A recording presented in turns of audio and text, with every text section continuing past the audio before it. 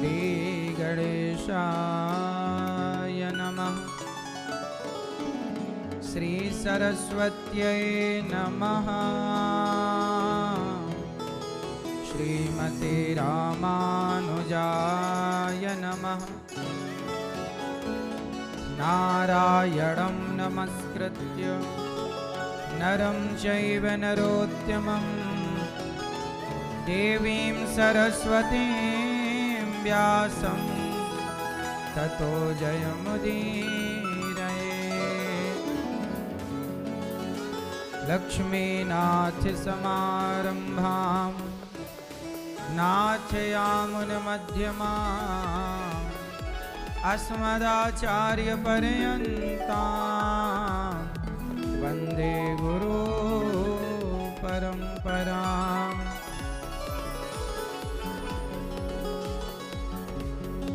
राधा मेरी मात है, पिता मेरे घनश्याम।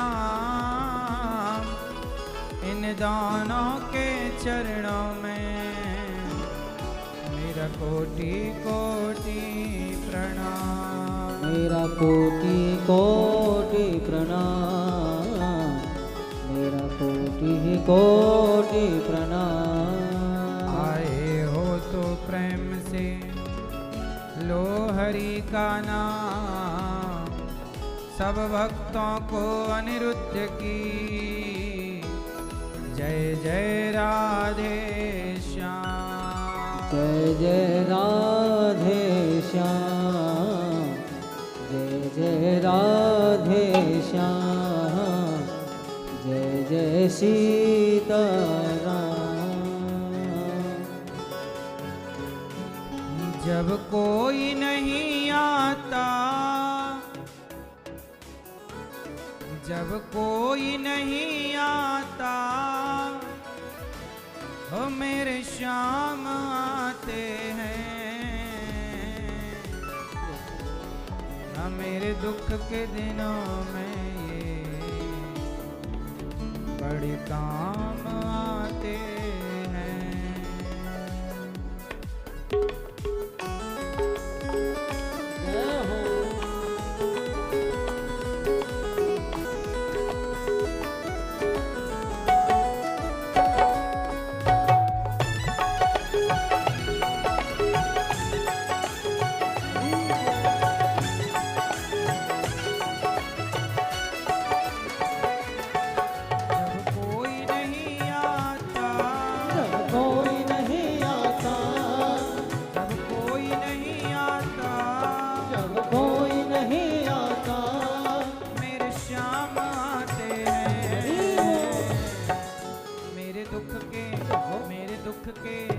मेरे दुख के दिनों में बड़े काम आते हैं। मेरे दुख के दिनों में ये बड़े काम आते हैं।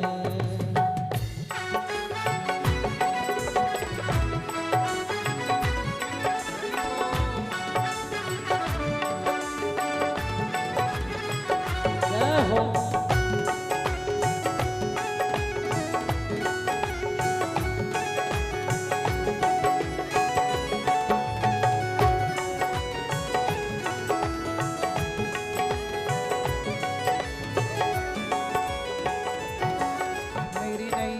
चलती है पतवार नहीं होती। हाँ मेरी नैया चलती है पतवार नहीं होती। मेरी नैया चलती है पतवार नहीं होती। मेरी नैया चलती है पतवार नहीं होती। किसी और की अब मुझको दरकार नहीं होती। किसी और की अब मुझको दरकार नहीं होती। मैं डरता नहीं रस्ते, मैं डरता नहीं रस्ते। मैं डरता नहीं रस्ते सुनसान आते हैं। मेरे दुख के मेरे दुख के मेरे दुख के दिनों में ये बड़े काम आते हैं। दुख के दिनों में ये बड़े काम आते हैं।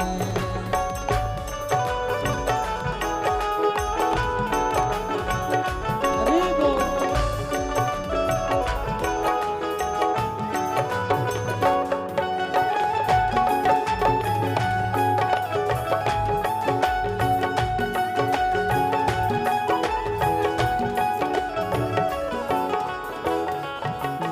ये इतने बड़े होकर दीनों से प्यार करे, ये इतने बड़े होकर दीनों से प्यार करें। ये इतने बड़े होकर दीनों से प्यार करे, ये इतने बड़े होकर दीनों से प्यार करें। अपने भक्तों के दुख पल में स्वीकार करें, अपने भक्तों के दुख पल में स्वीकार करें। ये भक्तों का कहना, ये भक्तों का कहना, सब भक्तों का कहना ये मान जाते हैं। मेरे दुख के, मेरे दुख के, मेरे दुख के दिनों में ये बड़े काम आते हैं। हमें दुख के दिनों में ये बड़े काम आते हैं। जब कोई नहीं आता, जब कोई नहीं आता, जब कोई नहीं आता, जब कोई नहीं आता, मेरे श्याम आते हैं। मेरे दुख के, जय हो, मेरे दुख के, जय हो। मेरे दुख के दिनों में ये बड़े काम आते हैं। दुख के दिनों में ये बड़े काम आते हैं। मेरे दुख के दिनों में ये बड़े काम आते हैं। हो मेरे दुख के दिनों में ये बड़े काम आते हैं। मेरे दुख के दिनों में ये बड़े काम आते हैं। श्री राम जय राम जय जय राम, श्री राम जय राम जय जय राम, श्री राम जय राम जय जय राम, श्री राम जय राम जय जय राम, श्री राम जय राम जय जय राम, श्री राम जय राम जय जय राम। श्री राम जय राम जय जय राम, श्री राम जय राम जय जय राम।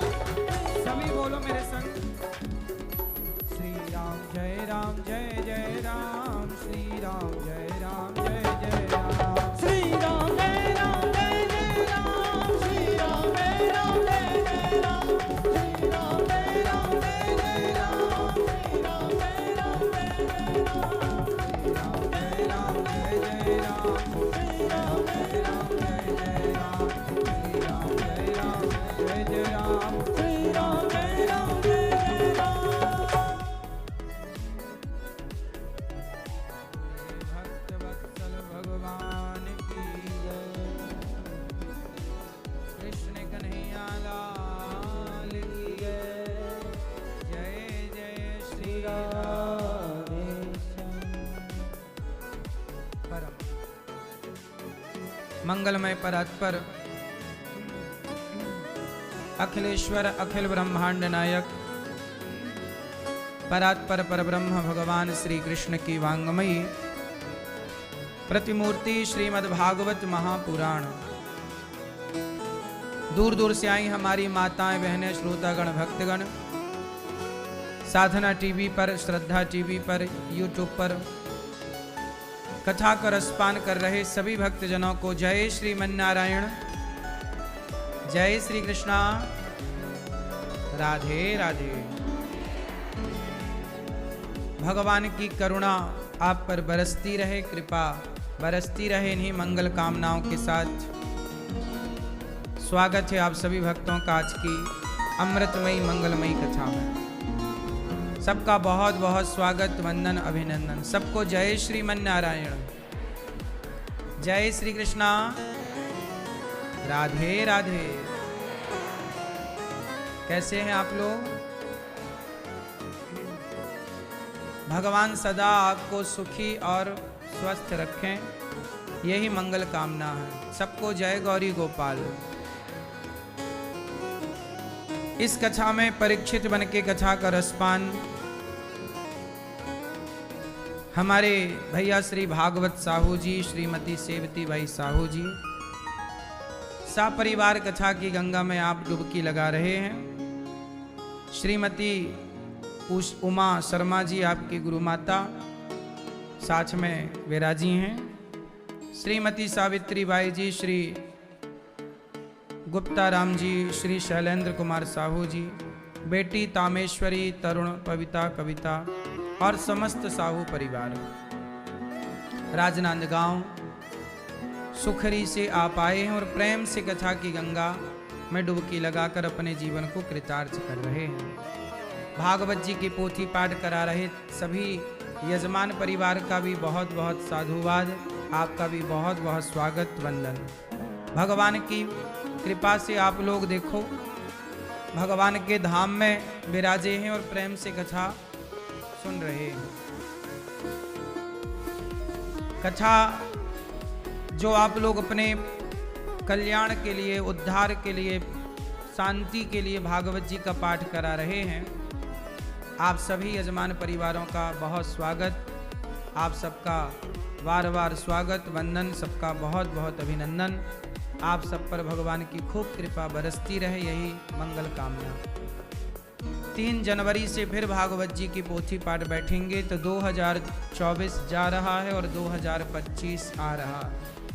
तो 2025 में 3 जनवरी से आप लोग भी चाहें तो अपने पितरों के लिए, पूर्वजों के लिए भागवत जी के पोथी पाठ करा सकते हैं। नया वर्ष, नया साल भागवत जी से स्टार्ट हो, भगवान की कथा से स्टार्ट हो। यही भगवान से प्रार्थना है कि आपका यह नया वर्ष खुशियों से भरा रहे, भगवान की करुणा कृपा से भरा रहे। कल हम लोगों ने कथा में सुना कि भगवान जी ने गिरिराज जी को उठाया और भगवान ने दिव्य लीलाएं की। माखन चोरी, कभी मटकी चुराना, कभी मटकी फोड़ना, माखन चुराना। आज कथा का कौन सा दिन है? पांचवा कौन सा? हाँ, छठवें दिन क्या हुआ? छठवें दिन क्या हुआ? भगवान सुखदेव जी जब राजा परीक्षित जी को भागवत सुनाए। अच्छा, कथा 7 दिन की ही क्यों होती है भागवत जी की? क्योंकि परीक्षित जी के पास केवल 7 दिन ही बचे थे, इसलिए 7 दिन की कथा है। हमारा जीवन भी 7 दिन का है, 8वां दिन है ही नहीं, इसलिए कथा 7 दिन की। सोमवार से लेकर रविवार तक 7 दिन, इसलिए कथा 7 दिन की ही है। इन्हीं 7 दिनों में हम आते हैं, इन्हीं 7 दिनों में छुट्टी। आज 6वां दिन है। जब भगवान 7 वर्ष के भये तब भगवान ने गिरिराज जी को 1 उंगली पर धारण किया। क्यों उठाया भगवान ने? भगवान गिरिराज जी क्यों उठाते हैं?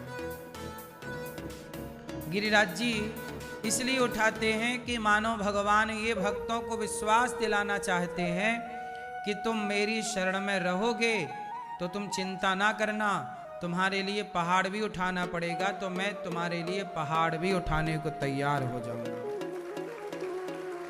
ये भक्तों का विश्वास भगवान से कभी डगमगाए ना, टूट। आपको क्या लगता हमारा, हम जिस पर विश्वास कर रहे हैं वो भगवान कितना पावरफुल है?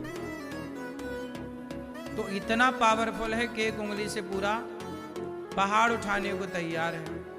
तब आप पर जीवन में जब कभी संकट आए, भगवान करे संकट ही ना आए, पर कभी आएगा तो आपके लिए वो दुखों का पहाड़ उठाने के लिए तैयार हो जाएगा। भगवान तैयार हैं। आपके जीवन पर संकट आता है तो उस संकट को समाप्त करने के लिए भगवान तैयार है। इसलिए आप भी तैयार हो जाइए उस परम पिता परमात्मा की शरण में जाने के लिए। आप भी भगवान के आश्रित होने के लिए तैयार हो जाइए। गिरिराज जी इतने बड़े हैं, भगवान ने एक उंगली से उठाया। गोवर्धन, गोवर्धन का अर्थ है गाय का वर्धन। गाय मतलब गौ माता। हम सब गाय की खूब सेवा करें, खूब गाय का दूध पिएं, खूब गाय का दही पिएं, खूब गाय का घी पिएं और गौ माता की सेवा करके अपने आप को स्वस्थ रखें। पहले के लोग गाय घर में रखते थे ना, 90 साल तक तो जीते थे। पहले की औसत आयु 90 साल थी, हाँ या ना? 90 साल तक तो सब लोग ही जाते थे। 85-90 तक लोग जीते थे, 95 तक भी लोग जाते थे, 100 तक भी लोग जाते थे, लेकिन 90 साल तो जीते ही जीते थे। और आजकल के लोग 60 साल में ही मर रहे हैं, 70 भी पार नहीं हो रहा है। 70 के अंदर मतलब 20 साल उम्र कम हो गई,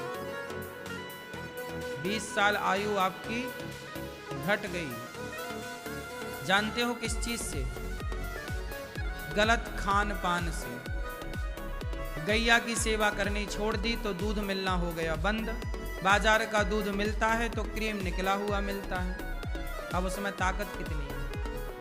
और वो भी आप पीते नहीं हो ठीक ठीक से, घी खाते नहीं हो, दही का प्रयोग है ही नहीं।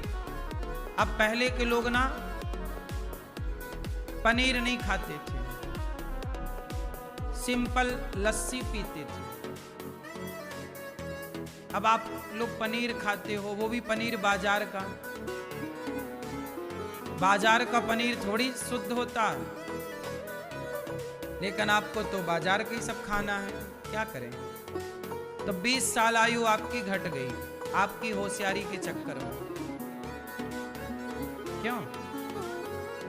इसलिए ज्यादा स्वस्थ जीवन चाहिए और आयु लंबी चाहिए तो गौ माता आपके लिए अमृत है। इसलिए कहते हैं गाय का दूध दूध नहीं है, दूध तो भैंस देती है, दूध तो बकरी देती है। गाय का दूध दूध नहीं कहते, उसे अमृत कहते हैं।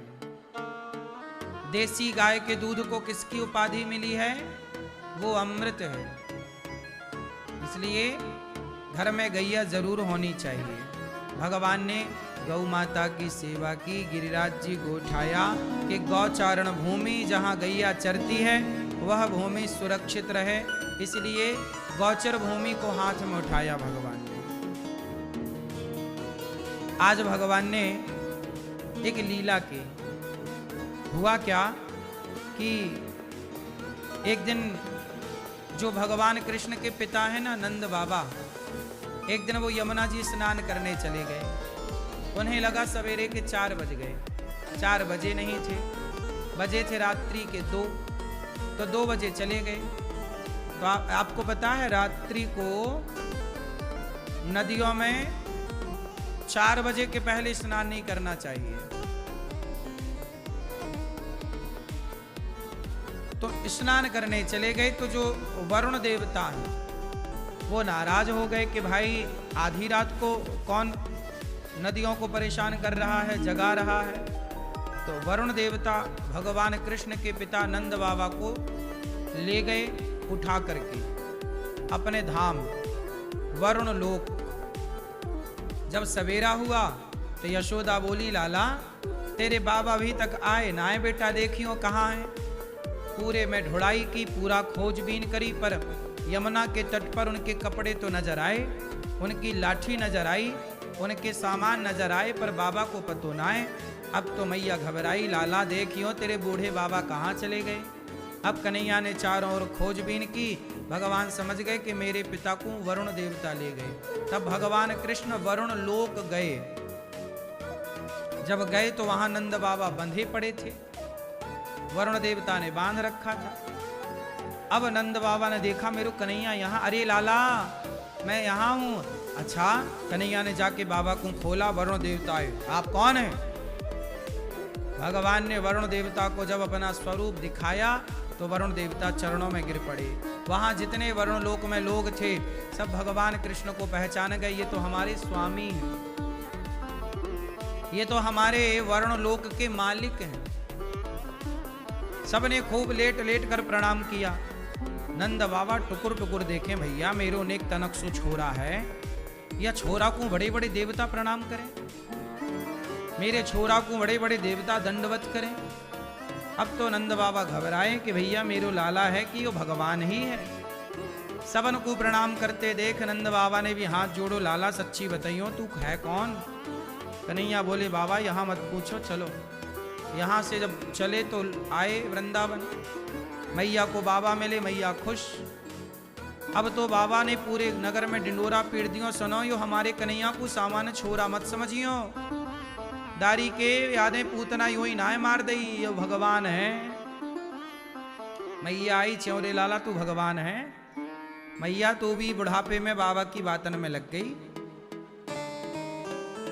मैं भगवान हो तो भगवान किसी को बेटा बने, मैं तो देख तेरो बेटा हूं, तेरो दूध पीऊं। अब मैया को तो कन्हैया ने फुसला दिया, बहला दिया, लेकिन ग्वाल वाल बोले कि नहीं, या दारी के ने पूतना मारी, बड़े बड़े राक्षसन को मारा, यमुना में कूद गया, कालिया नांग को याने विदा किया, यह सामान्य व्यक्ति ना है, ये तो भगवान ही हो सके। अब तो चरणों में गिर पड़े सारे ग्वाल वाल ब्रजवासी, कन्हैया तू भगवान है का। कन्हैया बोले लाला मैं भगवान होऊंगा तो बता करेगो का।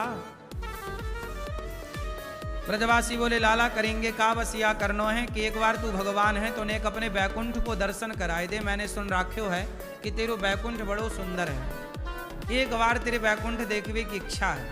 अच्छा तो चलो या ब्रह्म कुंड में लगाओ डुबकी।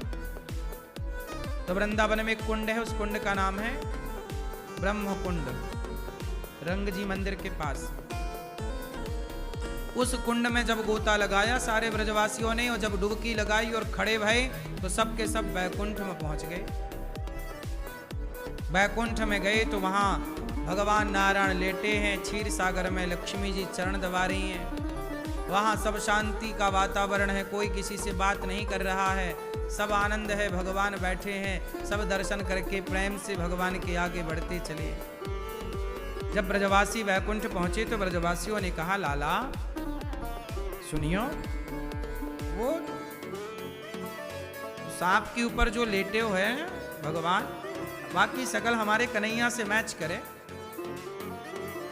बाकी सकल हमारे कन्हैया की तरह है, वाके बाल भी घुंघराले घुंघराले हमारे कन्हैया की शकल भी वैसे ही है, नहीं बराबर। अब ग्वाल बाल बोले भैया ये बैकुंठ है, या बैकुंठ में तो कोई काहू से बातें ही ना करे, किसी से का पूछें कि भैया ये भगवान कहाँ मिले, हमारो कन्हैया मिलेगा। लोगों ने बताया यहाँ कोई कन्हैया नहीं, यहाँ तो नारायण है, जाओ दर्शन करो। ग्वाल बाल बोले भैया या नारायण के पास ना जा सके हम। बोले ना ना दूर से बात करनी पड़े। ये भैया तेरे बैकुंठ में तो भगवान से मिलना भी कठिन है, और यही नारायण हमारे वृंदावन में कन्हैया बन के आयो है, हम वहाँ के संग कबड्डी खेलें, हम वहाँ की पीठ पर चढ़ जाएं, हम वहाँ को घोड़ा बनाएं, हम वहाँ के संग गैया चराएं।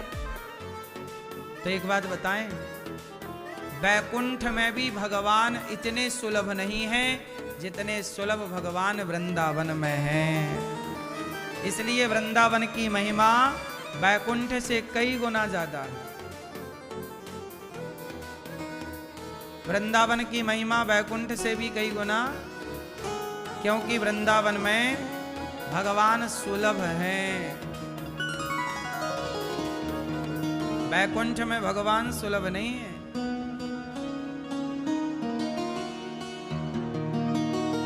इसलिए वृंदावन में चारों ओर आपको बैकुंठ के भगवान भी थक जाते होंगे, लेटे लेटे लेटे लेटे लेटे लेटे।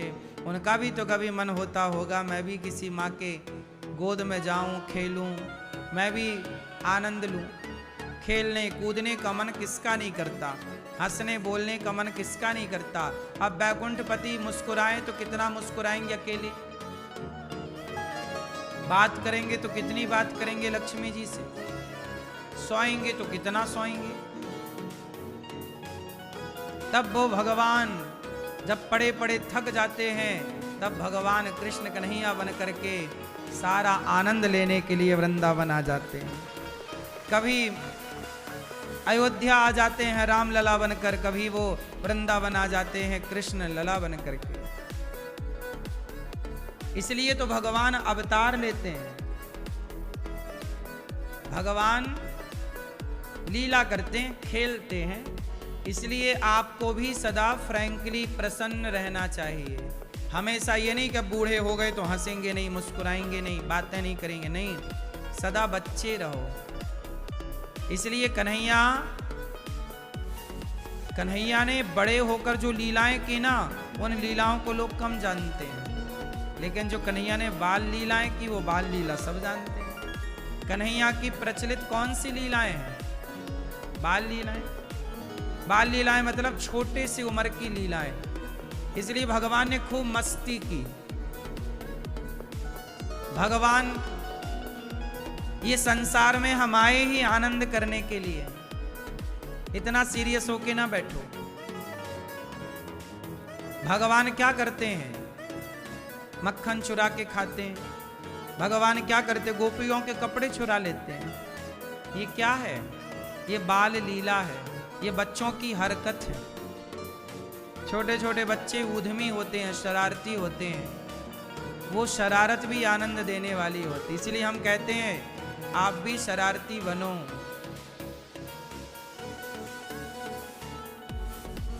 सदा शरारती रहो। हाँ या ना?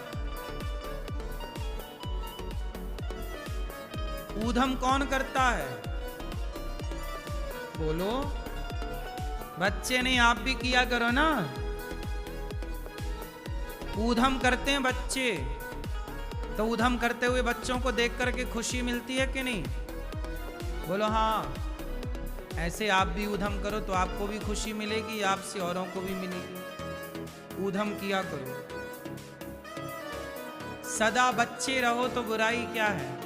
हम कहते हैं बूढ़े क्यों बनना है? अच्छा ये बताओ, लड़कपन, जवानी, बुढ़ापा, इन तीनों में सबसे अच्छा क्या है? लड़कपन, जवानी और बुढ़ापा में सबसे बढ़िया क्या है? आपने बहुत लोगों ने तीनों देखा। ये मैया हमारी तीनों देख चुकी। लड़कपन भी आपने देखा, जवानी भी आपने देखी, बुढ़ापा भी आपने देखा। बताओ कब आनंद में थी आप? बचपन में। देखो आपके बचपन में भी ऐसे ही दांत टूटे थे जैसे अभी हैं। सही है ना? बचपन में भी ऐसी थी आप। आगे के दांत गिर गए, अब फिर से गिर गए। हाँ, ऐसे ही रहो। बूढ़े बनो ही मत। बूढ़े बनने की क्या जरूरत है? सदा बचपन में रहो। उम्र भले 55 की हो, पर मन बचपन का ही होना चाहिए। क्या कहते हैं? सही है? क्या बुराई है? आदमी बेवजह ना समझदार होने का नाटक करता है नहीं? बात नहीं करेंगे, बस बैठे हैं। वीआईपी। आग लगे तुम्हारी इस वीआईपी गिरी में। थोड़ा हंस लो, थोड़ा मुस्कुरा लो, थोड़ा उछल लो, कूद लो, आनंद से रहो ना। हंसता हुआ व्यक्ति अच्छा लगता है। 4 पैसे आ जाएं, लोग जरा पैसे वाले हो जाएं, किसी से बात नहीं करते, मुस्कुराते नहीं हैं। बंदरों की तरह बस मुंह बनाए बैठे रहते, मुंह फुलाए।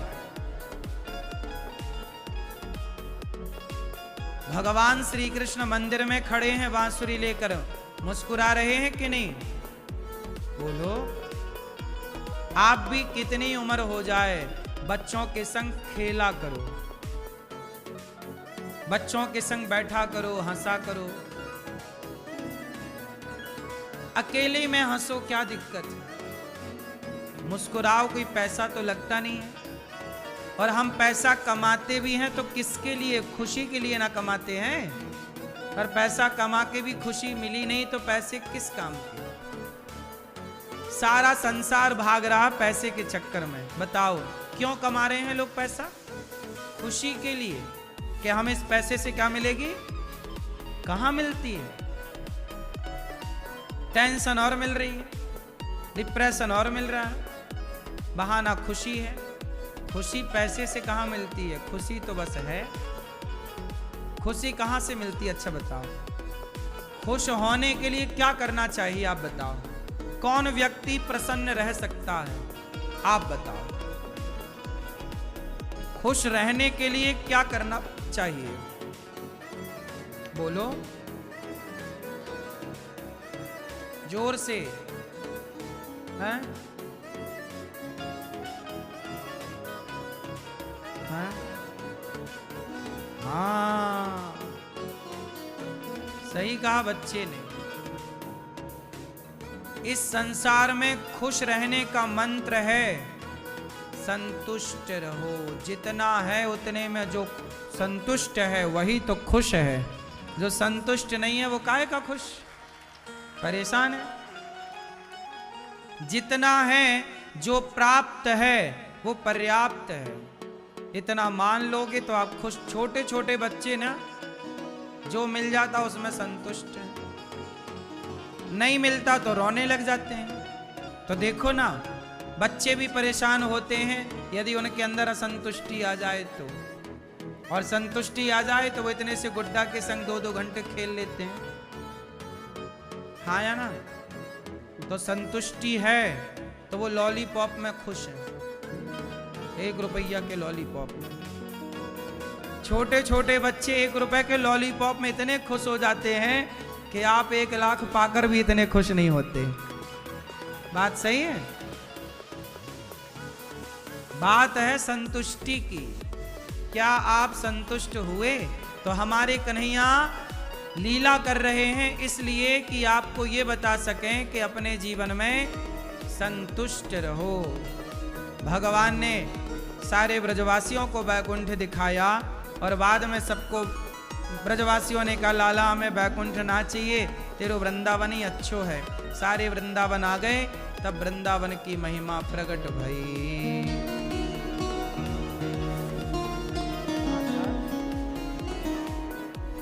तो वृंदावन की महिमा प्यारे कोई ना जाने, प्रेम नगरिया मनमोहन की प्रेमी पहचाने। मैं राधे राधे गाऊं, मैं श्यामा श्यामा गाऊं।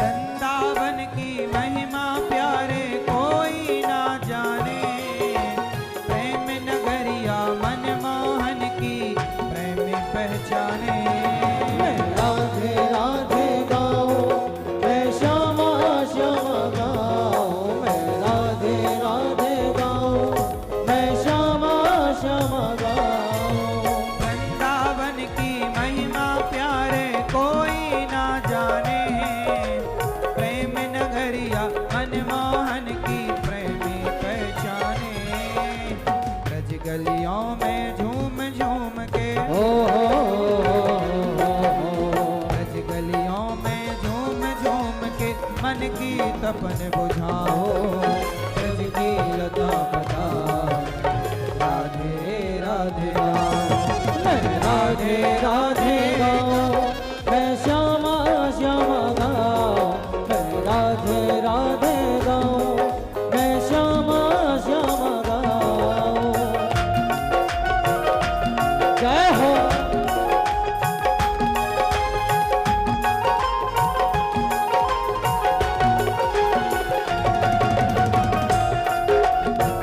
हे हरि।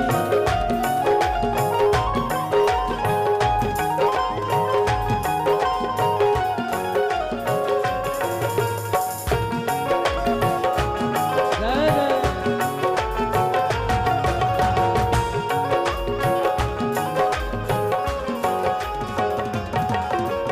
निधिवन जी में जहाँ कन्हैया रास रचाते हैं, प्रेम भरी अपनी बांसुरिया आप बजाते हैं।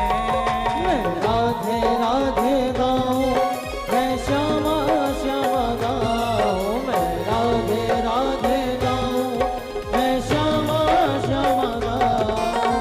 निधिवन जी में जहाँ कन्हैया रास रचाते हैं, प्रेम भरी अपनी बांसुरिया आप बजाते हैं। राधा संग नाचे सांवरिया, हो हो। राधा संग नाचे सांवरिया, दर्शन करके आओ। ब्रज की लता पता राधे राधे गाऊं। मैं राधे राधे गाऊं, मैं श्यामा श्यामा गाऊं। मैं राधे राधे गाऊं, मैं श्यामा श्यामा गाऊं। जय हो।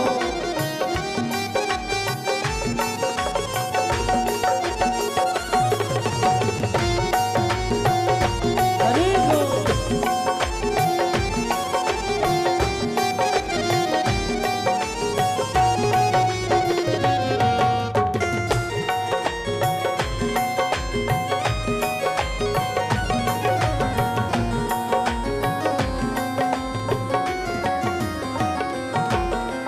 छैल छबीले कृष्ण प्रिया तेरी याद सताती है, को कह कर काली कोयल दिल तड़पाती है।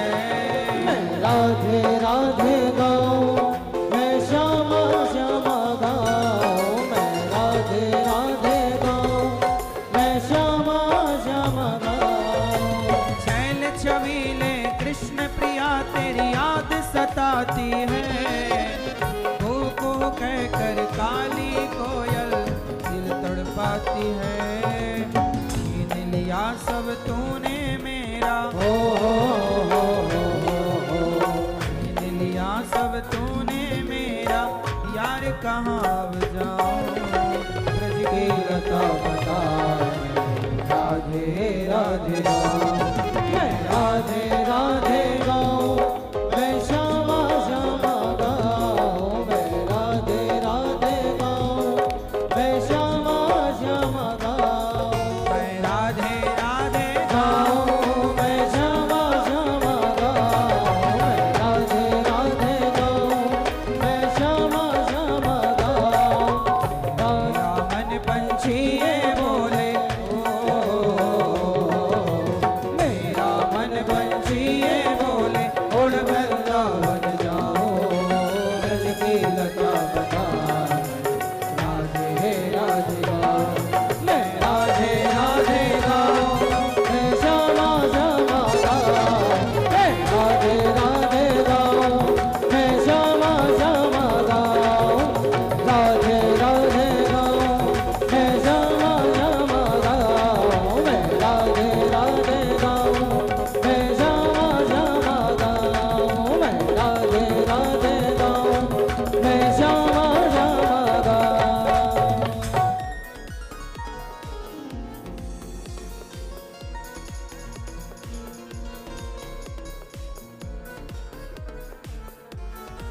निधिवन जी में जहाँ कन्हैया रास रचाते हैं, प्रेम भरी अपनी बांसुरिया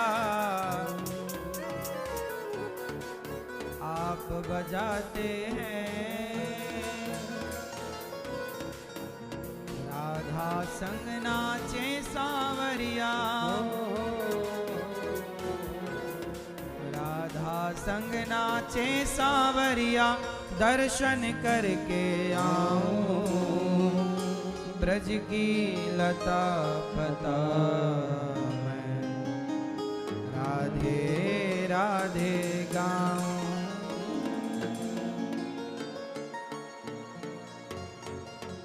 राधे राधे जप ले मनवा दुख मिट जाएंगे, राधा नाम को सुनकर कान्हा दौड़े आए। प्यारे राधा रमण तुम्हारे, प्यारे राधा रमण तुम्हारे चरणों में रम जाऊं ब्रज की लता पता मैं, राधे राधे मैं राधे राधे गाऊं मैं श्यामा श्यामा गाऊं। वृंदावन की महिमा प्यारे कोई ना जाने, प्रेम नगरिया मनमोहन की प्रेमी पहचान। ये वृंदावन की महिमा सब नहीं जानते, सबको ऐसा लगता है ये तो वृंदावन एक स्थान है, छोटा सा एक गांव है और क्या है।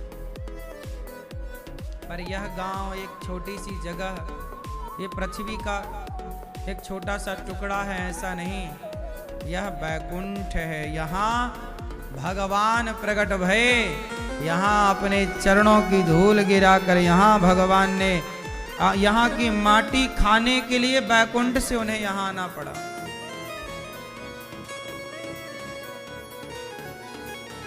अच्छा ये बताओ मैया, जब आप भोजन बनाती हो तो बनाते बनाते खाने का भी मन करता है कि नहीं? कब खाएं, कितना बढ़िया बन रहा है। जैसे आप अपना ही बनाया भोजन, दाल चावल गुजिया लड्डू जब आप बनाती हो तो आप बनाते बनाते भी आपकी जीभ में पानी आ जाता है, हाँ या ना? ऐसे ही जब भगवान ने ये संसार बनाया तो भगवान का भी जी ललचा गया कि भगवान ने जब पृथ्वी बनाई, मिट्टी बनाई और जब सारा संसार बचपन में माटी खाया तो भगवान का भी जी ललचा गया कि वो माटी मैं भी तो खाकर देखूं कि कैसी लगती है। तो बैकुंठ का भगवान कैसे खाता? तो बैकुंठ वाले को कृष्ण बनकर आना पड़ा और मिट्टी खा करके वो स्वाद लेते। जी ललचा गया ना भगवान का भी, वो भी आते हैं यहाँ मिट्टी खाने के लिए। जब हर बच्चा माँ का दूध पीता है और माँ जब बच्चे को काजल लगाकर माथे पर काला टीका लगा करके बच्चे की नजर उतारती है तो भगवान कवि जी ललचा गया, काश मेरी भी एक माँ होती, वो भी मुझे टीका लगाकर वो भी मेरी नजर उतारती। तो वो बैकुंठ का भगवान कृष्ण बनकर आए और उन्होंने एक माँ यशोदा की व्यवस्था की और वो मैया खूब प्यार लुटा रही है कन्हैया पर। भगवान को भी तो लगता होगा ना भाई, मन तो मन है, भगवान का भी मन करता होगा कि हम भी प्यार लूटें। और प्यार पाने का जी किसका नहीं करता? हर चीज से पेट भर जाता है, प्रेम से कहां पेट भरता है? प्रेम जब अनंत हो गया तब रोम रोम संत हो गया। तो प्रेम भगवान को बड़ा पसंद, इसलिए यशोदा को क्यों मिल गए? क्योंकि यशोदा प्रेम करती है। क्या कर रही है कन्हैया से? हाँ, बेटे की तरह। द्रौपदी को क्यों मिल गए? क्योंकि द्रौपदी ने प्रेम किया भाई की तरह। गोपियों को क्यों मिल गए? क्योंकि प्रेम किया पति की तरह। अर्जुन को क्यों मिल गए? क्योंकि प्रेम किया मित्र की तरह। हनुमान जी को क्यों मिल गए राम? प्रेम किया भगवान की तरह, स्वामी की तरह। आप स्वामी हैं, हम आपके दास। राम द्वारे तुम रखवारे। द्वार पर कौन खड़ा होता है? दास। तो हनुमान जी क्या बन गए राम जी के? दास। और जब दास बने तो राम जी क्या कहते हैं? तुम मम प्रिय भरतहि सम। तुम मुझे भरत की तरह प्रिय भाई लगते हो। जो दास बन जाता है ना भगवान का, वही भगवान का खास बन जाता है। इसलिए दास बनो। हम दासी हैं, दास हैं। हे नाथ, दासी बनो, दास भाव रखो। हनुमान जी इतने बड़े हैं पर भाव कौन सा रखते हैं? हम दास। इसलिए तुलसी दास। तुलसी जी क्या मानते हैं अपने को? हम राम के सूरदास। सूरदास जी क्या मानते हैं अपने को? कबीर दास। दास। हम प्रभु के कौन हैं? इसलिए दास अनिरुद्धाचार्य। ये दास सदा यही प्रयास करता है कि नाम जब भी उच्चारण हो तो संग में दास जरूर उच्चारित हो। यही स्वभाव आपका भी होना चाहिए। कोई आपसे पूछे कि आपका नाम क्या है, तो इस दासी को सीता कहते हैं, गीता कहते हैं। इस दास का नाम है अनिरुद्धाचार्य। इस शरीर को अनिरुद्धाचार्य के नाम से जाना जाता है। दास अनिरुद्ध को भगवान ने कथा सुनाने की, माताओं की सेवा की जिम्मेदारी दी है। हर जगह दास निकले तो बुराई क्या है ना?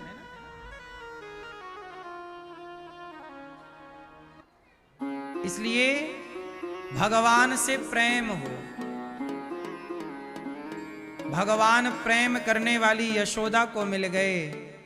आप भी प्रेम ही करना भगवान से। क्या करना मेरी मां? यथार्थ का प्रेम, सच्चा प्रेम। प्रेम बहुत पावरफुल होता है।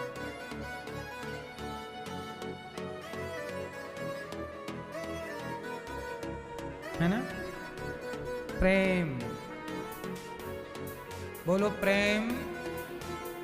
प्रेम। इसके उच्चारण पे जरा ध्यान दो। तो जब आप प्रेम में पा बोलते हैं और रा बोलते हैं प्रेम, तो मुंह खुलता है। और जब माँ बोलते हैं तो मुंह प्रेम। बोलो, मुंह खुला और बंद हुआ। ये मैसेज है आपके लिए, सीख है। ये प्रेम की परिभाषा यही है। प्रेम का अर्थ ही है चुप हो जाना। प्रेम खत्म, चुप, मुंह बंद। और आप लोग जिससे प्रेम करते हैं उससे लड़ते हैं।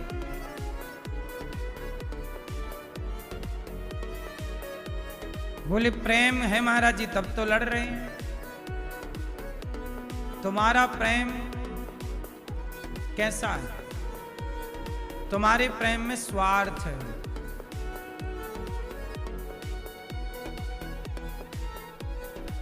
जबकि प्रेम की परिभाषा है कि भगवान से जब प्रेम होगा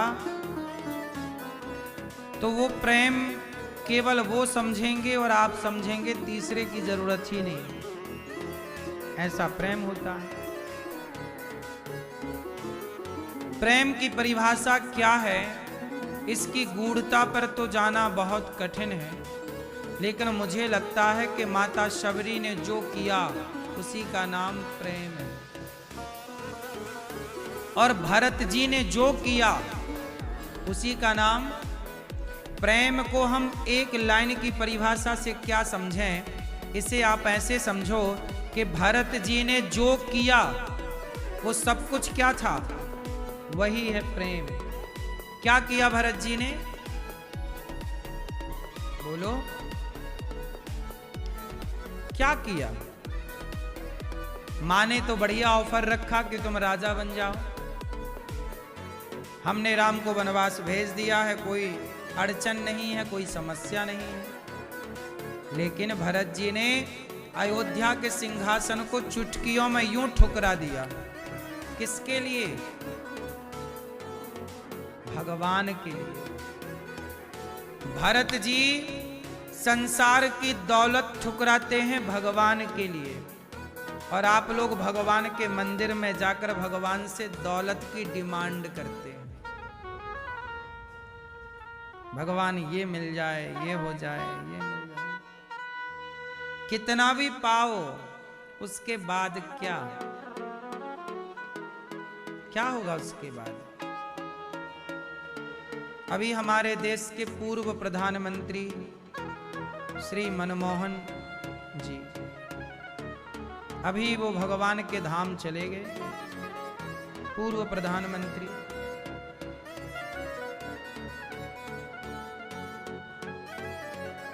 देश के प्रधानमंत्री हैं, देश के प्रधानमंत्री थे।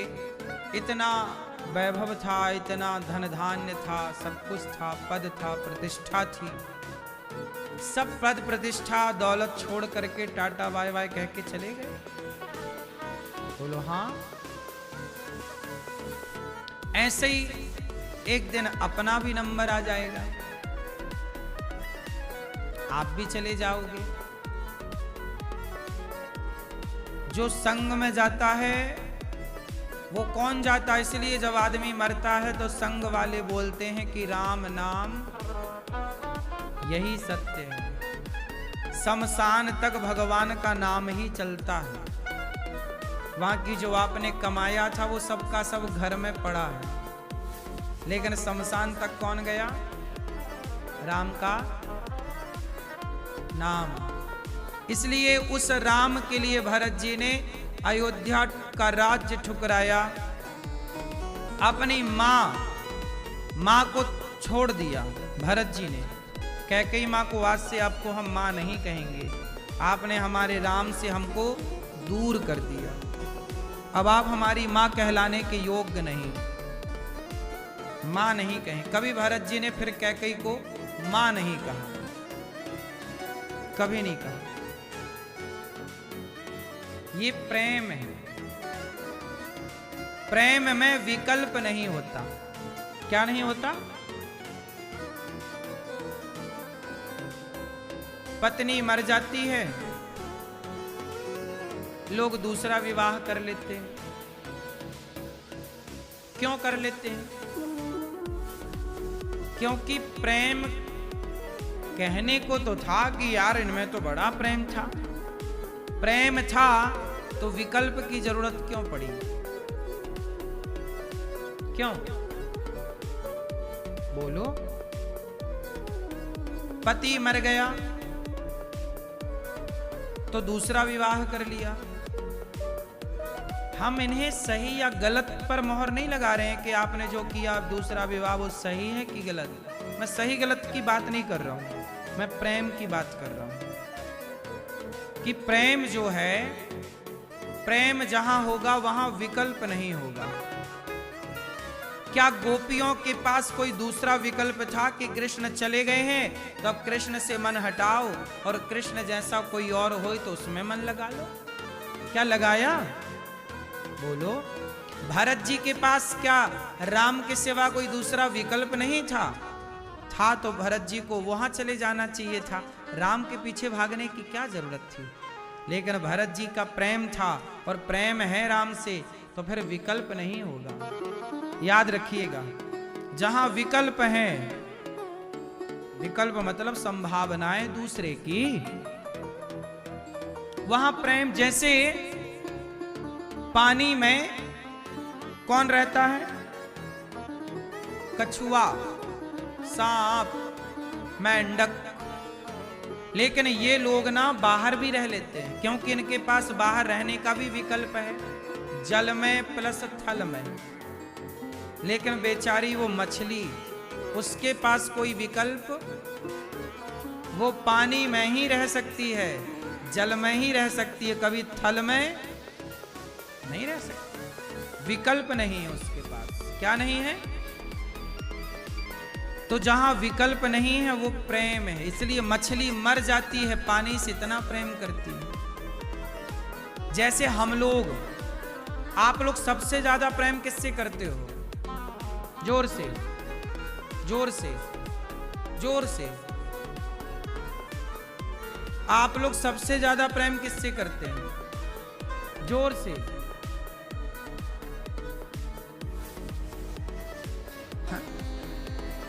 झूठ बोलना पाप है और नदी किनारे हम लोग सबसे ज्यादा प्रेम करते हैं अपनी श्वासों से। आप माता पिता भगवान सबके बिना रह लोगे, जरा 2 मिनट के लिए आपकी नाक दबाई जाए, तड़प जाओगे अभी 2 मिनट के भीतर, छटपटा जाओगे। बोलो हाँ, नहीं?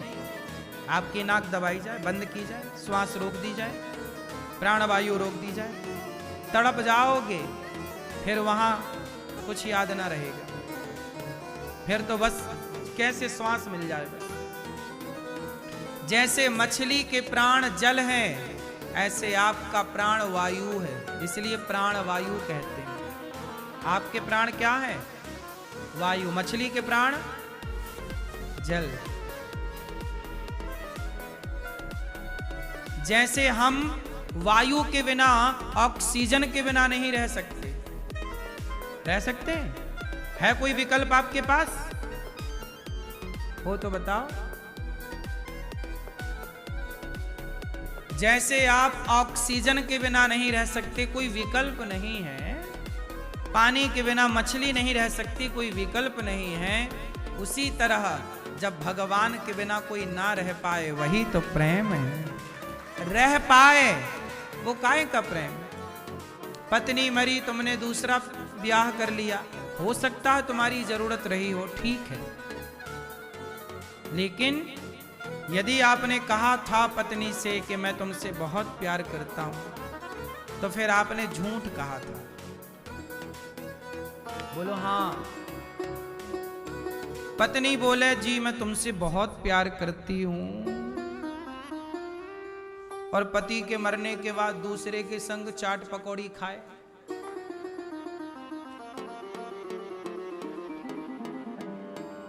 तो बताओ करती है ये प्यार? झूठ। इसलिए कहता हूं संसार का हर रिश्ता झूठा है।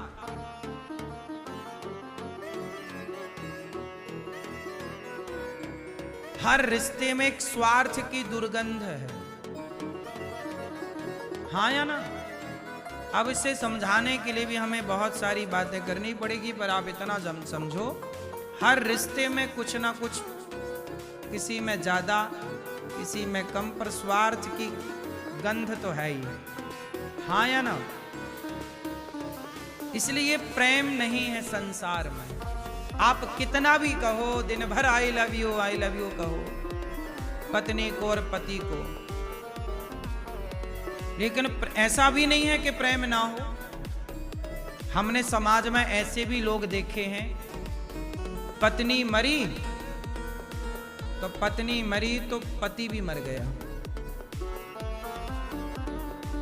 ऐसे 10-20 लाख लोगों में, करोड़ों में कोई एकाध केस ऐसा भी हमने देखा कि पति पत्नी दोनों बूढ़े हुए, और कभी पत्नी मरी तो पति मर गया, और पति मरा तो पत्नी भी उसी दिन उसी समय घंटे 2 घंटे के आगे पीछे, कि तेरे बिना भी क्या जीना वो साथी रे। ये प्रेम है। आप तो केवल गाना गाते हो, लेकिन जी लेते हैं, उसके साथ कहेंगे तेरे बिना भी क्या जीना, और दूसरे वाले से भी कहोगे तेरे बिना भी क्या जीना।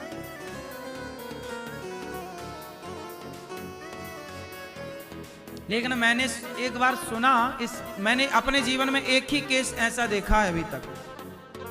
कोई गांव में ऐसी एक घटना मुझे किसी ने बताई कि पहले बूढ़े 80-85 साल के पति पत्नी थे और दोनों की मृत्यु एक ही दिन 1-1.5 घंटे के अंदर हो गई।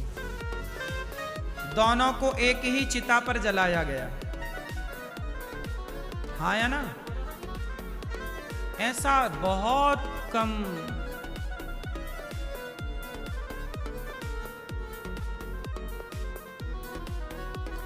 इसकी एक कथा है, बहुत पहले मैंने सुनाई थी।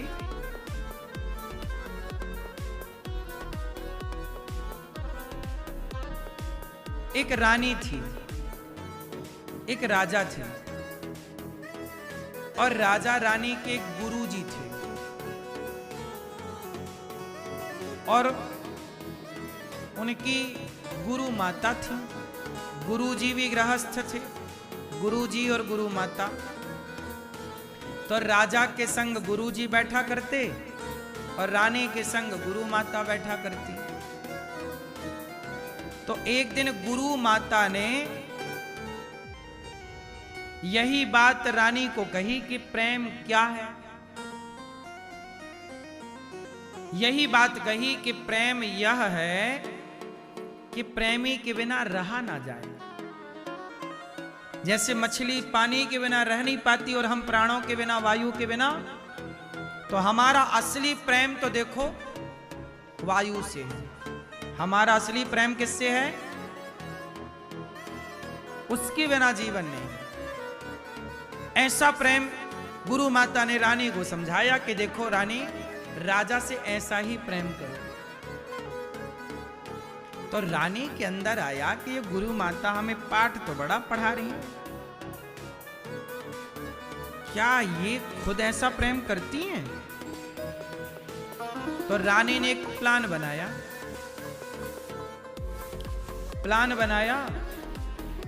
एक झूठी कहानी रची।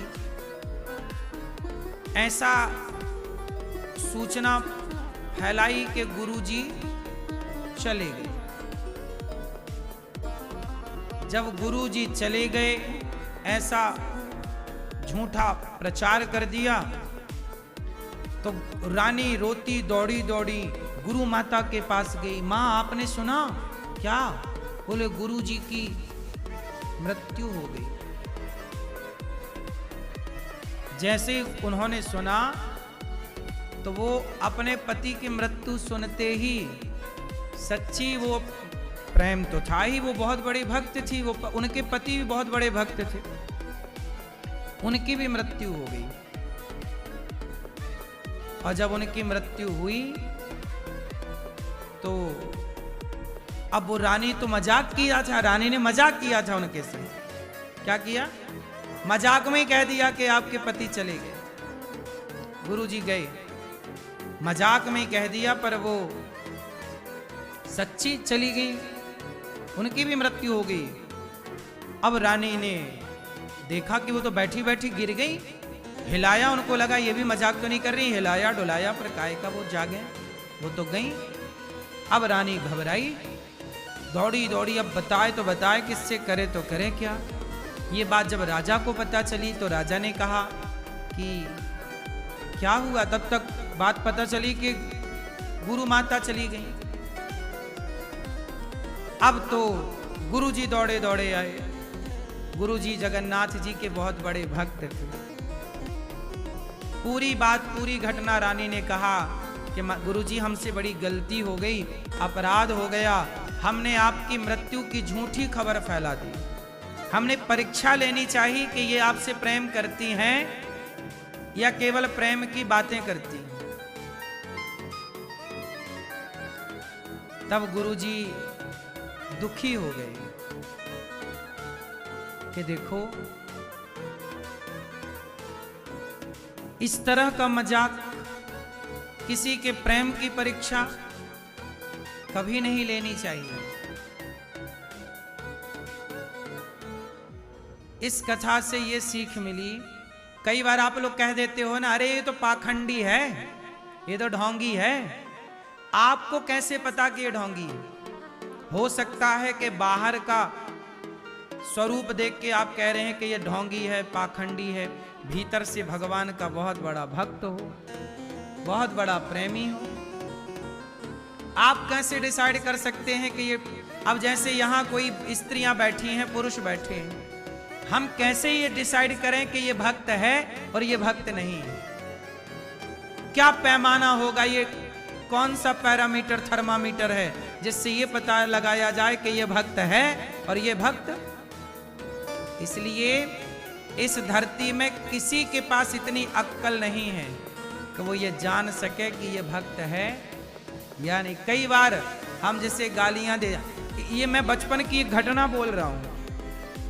मैं जब छोटा था तो हमारे गांव में एक आदमी थे, हमने जब होश संभाला ना, तो होश संभालने से लेकर वो सारे गांव के लोगों से लड़ते ही रहते थे, सबसे लड़ते। सारे गांव के लोग बोलते ये बहुत बुरा आदमी है, लोग उसकी तरफ थूकते थे।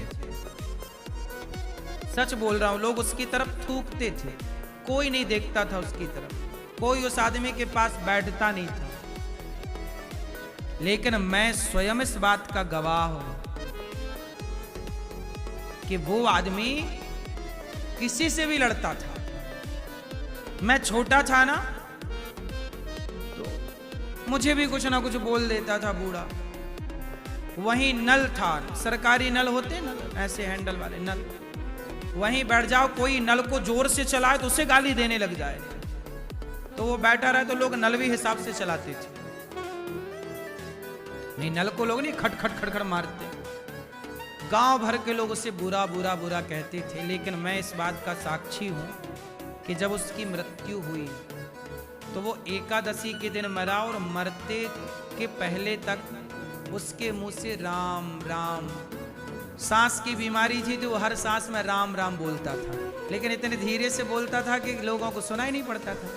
लोगों को गालियां सुनाई पड़ती, ये गाली बहुत दे, बड़ा दुष्ट आदमी है, पापी है। लेकिन जब वो मरा तो उसके मुंह से राम राम लोगों ने, आखिरी के 2-3 मिनट तक वहां लोग थे, कोई नहीं, उसका बेटा, पत्नी, बेटी, कोई उसके पास नहीं जाता था। वो सबसे बुरा था, अकेला रहता था, कोई बना के दे दिया तो खा लिया, नहीं तो ऐसी। लेकिन जब वो मरा तो राम राम कहता हुआ अकेला बैठा, सीताराम सीताराम बोलता रहता था, पर मुंह का बड़ा खराब था। तो क्या परिणाम निकला? पूरा गांव, पूरा समाज जिसे बुरा कहता था, पापी कहता था, उसकी मृत्यु एकादशी के दिन हुई। और उसका मुंह, जब प्राण निकले तो उसका मुंह खुला था, मैंने देखा। उस समय मैं छोटा ही था पर समझने लायक हो गया था। मुंह खुला मतलब उसके प्राण मुंह से निकले थे, और राम राम बोलता हुआ गया। अब बताओ, सारी दुनिया जिसे गालियां देती रही, जिसे बुरा कहती रही, माना कि उसकी वाणी बुरी रही होगी, स्वभाव बुरा रहा होगा, पर व्यक्ति तो बुरा नहीं रहा ना। ये कैसे मैं डिसाइड कर लूं कि ये बुरा है? कैसे मान लूं मैं कि आप बुरे हैं? इसलिए तो संत कहते हैं, हम क्यों किसी को बुरा माने? बुरा जो देखन मैं चला, बुरा ना मिलिया कोई, जो दिल खोजा आपुना, हमसे बुरा ना। एकादशी में मर जाना ये सामान्य बात नहीं है। पापी व्यक्ति एकादशी के दिन नहीं मर सकता। एकादशी की मृत्यु सबसे उत्तम मानी जाती है। कोई पुण्यात्मा ही एकादशी के दिन जाते हैं, पता है आपको ये बात? एकादशी के दिन मर जाना मतलब अपने आप में ये सिद्ध हो गया कि व्यक्ति पुण्यात्मा ही था या थी। प्राण कहां से निकलते हैं? प्राण निकलते हैं आंखों से, तो आंखें खुली रह जाती हैं मरने के बाद। प्राण निकलते हैं मुंह से, तो मुंह खुला रह जाता है मरने के बाद। प्राण निकलते हैं ब्रह्मरंध्र को फाड़ कर, जो कि ये करोड़ों में एक आध केस ऐसा होता है। स्वामी विवेकानंद जी की मृत्यु हुई थी तो ये कपाल फट गया था, वरना अधिकांश मृत्यु नीचे से होती है। प्राण नीचे के द्वार से निकलते हैं, मल के द्वार से या मूत्र के द्वार से। इसलिए कई बार देखा होगा कि मरने वाले को मलमूत्र निकल जाता है। यदि मरते समय मलमूत्र निकला है मतलब प्राण नीचे से निकले, और नीचे से निकलने का मतलब है कि ये नरकगामी है। प्राणों का नीचे से निकलना मतलब वह नरकगामी है, और प्राणों का ऊपर से निकलना मतलब वह स्वर्ग और वैकुंठगामी है। ये पता लगाने का तरीका है कि ये आदमी नरक गया है कि स्वर्ग गया है। लेकिन फिर भी ये डिसाइड आप नहीं कर सकते कि ये पापी है कि, इसलिए मैं हाथ जोड़ के आपसे कहूं, आप किसी को क्यों कहो कि ये पापी है? आप कौन होते हैं डिसाइड करने वाले कि ये पापी है? मैं कैसे जान लूं कि ये पापी है? इसलिए मैं किसी को पापी नहीं कहता, मैं सबको भगवान का भक्त और पुण्यात्मा ही मानता हूं। सब पुण्यात्मा हो, सब भक्त हो। अरे सब पुण्यात्मा हो इसलिए भगवान ने तुम्हें मनुष्य बनाया है, वरना गधा ना बना देता, कुत्ता ना बनाता, बिल्ली ना बनाता, सुअर ना बनाता। तुम पुण्यात्मा ऑलरेडी हो, इसलिए तुम्हें मनुष्य की योनि मिली। अब उस पुण्य का तुम दुरुपयोग कर रहे हो गलत काम करके, वो तुम्हारा अपना निर्णय है। या पुण्य आत्मा मनुष्य पाकर तुम सही कर्म कर रहे हो, वो तुम्हारा अपना डिसीजन है। बड़े भाग्य मानुष तन पावा, मनुष्य का शरीर मिलना भी बड़ी बात है। कहाँ मिल रही है मानव की योनि? इसलिए मेरी बस इतनी विनती मानो कि आप ये बिल्कुल डिसाइड मत करो कि किसी को आप पाखंडी, आपके मुंह पे जरा भी लगाम नहीं है कुछ, अरे ये तो बड़ा पाखंडी है, हम जानते हैं। हाँ हाँ, तुम ही तो उसके भाग्य विधाता हो, तुमने ही तो उसका भाग्य लिखा है, तुम सब जानते हो। ये बड़ा ढोंगी है, ये बड़ा पाखंडी है। बहुत सरल है किसी को कुछ भी कह देना। आप कह दो, किसी को भी कह दो, लेकिन ये कहने का भी एक पाप है।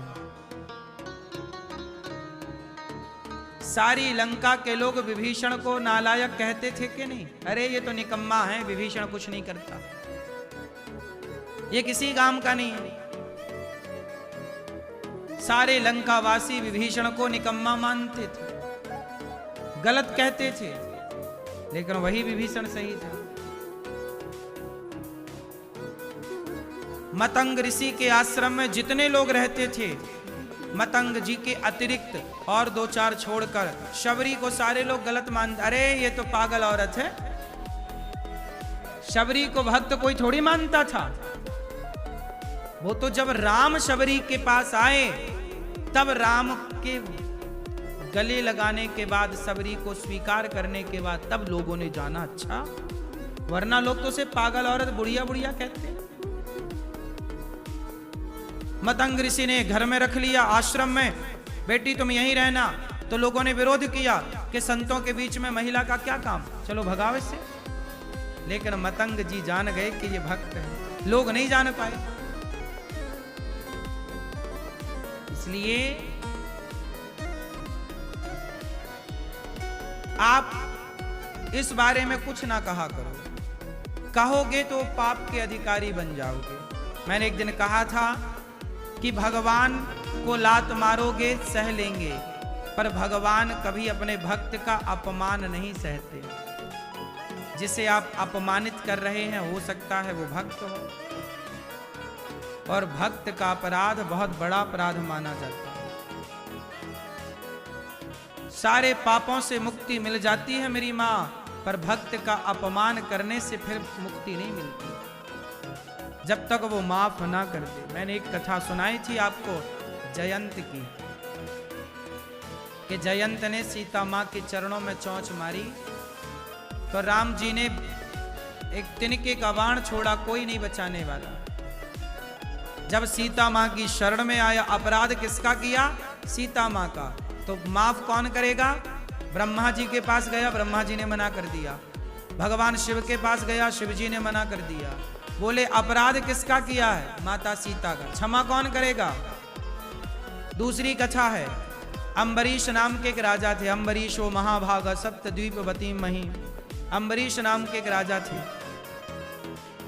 उनके पास दुर्वासा जी आए। वो एकादशी का व्रत करके खड़े भये, ब्राह्मणों को भोजन करा करके, और वो खुद पारण करने वाले थे। मतलब पारण मतलब व्रत को पूरा करने वाले थे, कुछ खाने वाले थे द्वादशी के दिन। तब तक एक साधु आ गए, नाम था दुर्वासा ऋषि। दुर्वासा जी ने कहा राजन ने कहा महाराज आओ, पहले आप भोजन करो। दुर्वासा जी नहाने चले गए तो उन्हें जरा लेट हो गया, तो द्वादशी की तिथि समाप्त होने वाली थी, त्रयोदशी लगने वाली थी। तो संतों के और ब्राह्मणों के कहने से दुर्वासा ऋषि आए नहीं, लेट हो गए। तो अम्बरीश ने भगवान का चरणामृत पी लिया कि चरणामृत पीकर व्रत को पारण कर लेंगे, तोड़ देंगे, व्रत पूरा कर लेंगे, मीन्स द्वादशी के दिन। तब तक दुर्वासा जी आ गए। दुर्वासा जी ने खूब अपमान किया, अरे अम्बरीश तूने साधु को भोजन कराए बिना खुद खा लिया, बड़ा भक्त बनता है, और ये और वो क्या क्या बोला। अम्बरीश तो हाथ जोड़े खड़े रहे कि स्वामी गुरुजी अपराध हो गया। वो त्रयोदशी तिथि लग रही थी तो सब आचार्यों के कहने से मैंने जल पी लिया, आपको भोजन कराए बिना मैंने जल पी लिया, चरणामृत पी लिया।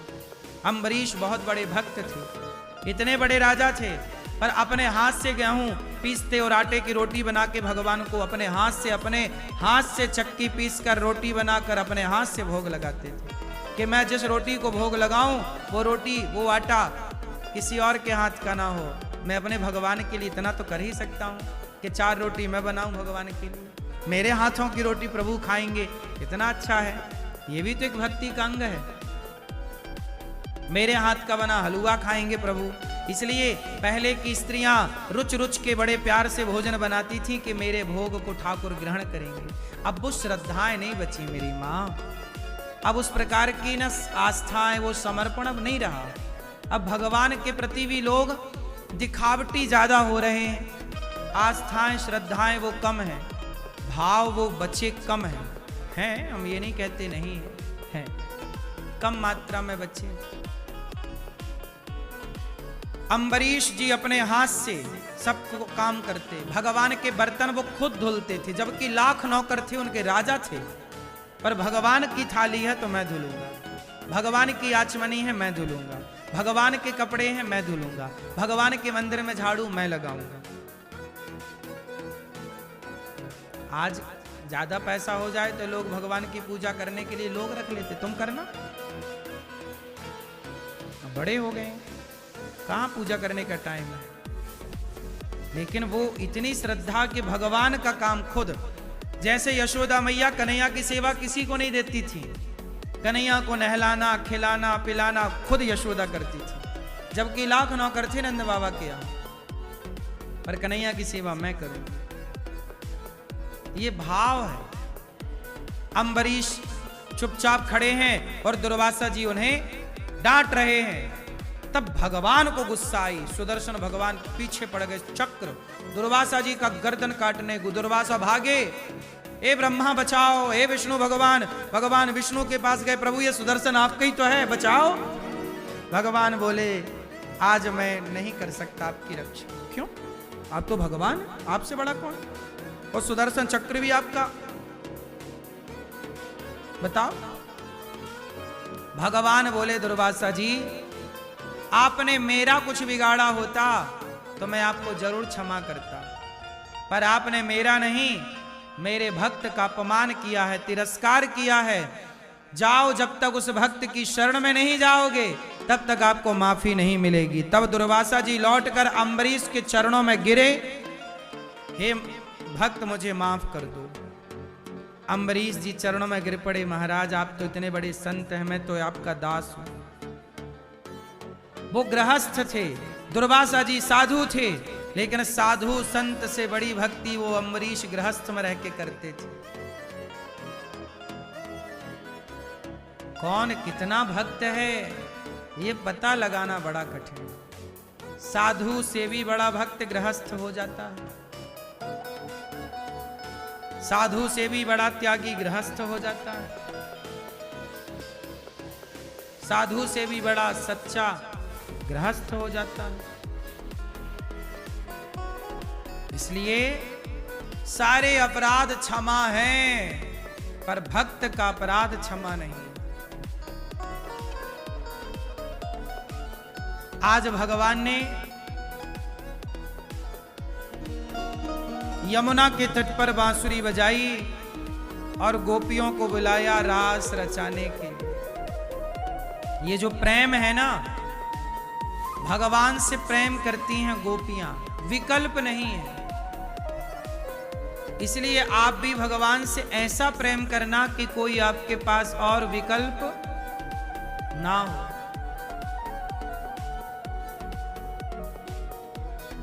भगवान सबसे बड़े हैं। भगवान से बड़ा कौन? भगवान पिता रात्रि शरदोत्फुल्ल मल्लिका वीक्षरन्तुं मनश्चक्रे योगमायामुपाश्रितः।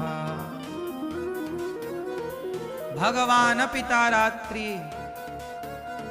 आज भगवान ने यमुना के पुलिन तट पर खड़े होकर के बांसुरी बजाई। भगवान पिता रात्रि शरदोत्फुल्ल मल्लिका। बांसुरी बजी तो गोपियों को बुलाया। गोपियां काम में लगी थी। दोहंत्यो भी गयो काश्चित दोहम हित्वा समुत्सुकाहा। सारी गोपियां काम कर रही थी, पर सारी गोपियां अपना अपना काम छोड़ छोड़ कर कृष्ण की ओर भागती चली गई। कृष्ण बुला रहे हैं, कृष्ण पुकार रहे हैं। गोपियों के पास विकल्प नहीं। कृष्ण के अतिरिक्त कौन है? कौन हो सकता है? दौड़ पड़ी गोपियां। बच्चे को दूध पीता छोड़ करके, बच्चों को गैया दोह रही थी, दूध वहीं छोड़ा, बच्चे दूध पी रहे हैं, बच्चों को वहीं, सास को वहीं, परिवार को वहीं, सब दौड़कर गोपियां कृष्ण की ओर बढ़ रही हैं। भगवान से अधिक महत्व भला और किसका है? किसको महत्व देना है बताओ?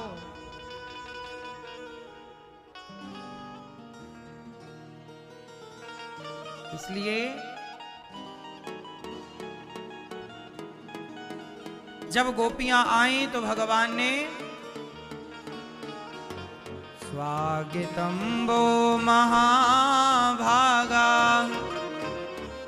प्रियम किम करवाणि वह ब्रजस्यानामयं कच्चित् ब्रूतागमन कारणम। सारी गोपियां आई। भगवान ने गोपियों का स्वागत किया, सम्मान किया। स्वागतम वो महाभागा। बहुत स्वागत है गोपियों, आओ। सारी गोपियां आई। भगवान ने कहा क्यों आई हो? गोपियां बोली अभी तो आपने बांसुरी बजाकर बुलाया। भगवान ने कहा हमने कब बुलाया, हम तो बांसुरी बजा रहे थे अपने आनंद के लिए। आप चली आई, हम क्या करें? आई हो ना, देख लिया सब यहाँ का माहौल, अब जाओ। भगवान कृष्ण कहते हैं गोपियों, पति कैसा भी हो, तुम अपने पतियों को छोड़ छोड़ कर आई हो ना, जाओ। पति अंधा, लंगड़ा, बहरा, काना, खोरा कैसा भी हो, पर कभी भी अपने पति का त्याग नहीं करना चाहिए। किसका त्याग नहीं करना चाहिए? पति कैसा भी हो। विवाह के पहले देख लो कि पति कैसा है। विवाह के पहले देख लो कि जिस आदमी से हमारा विवाह होने वाला है वो कैसा है। विवाह के पहले ही सब पड़ताल करो। विवाह के बाद तो फिर पड़ताल हो नहीं सकती। इसलिए कहता हूं कि पानी पियो छान के और विवाह करो जान के। जल्दबाजी में विवाह नहीं करना चाहिए। भावनाओं में डूबकर विवाह नहीं करना चाहिए। प्यार हो गया है तो अब हो ही गया है तो शादी कर लें, ब्याह कर लें, नहीं।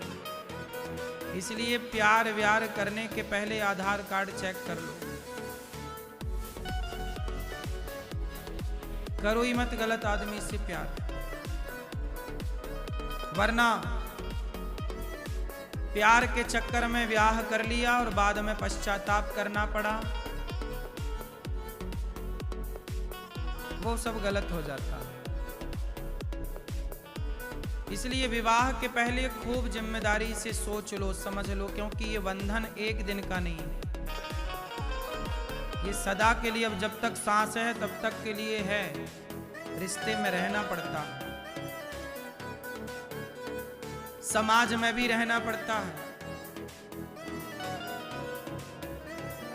समाज से भागकर कहां जाओगे, सब कुछ धर्म से भागकर कहां जाओगे, ईश्वर से भागकर कहां जाओगे। इसलिए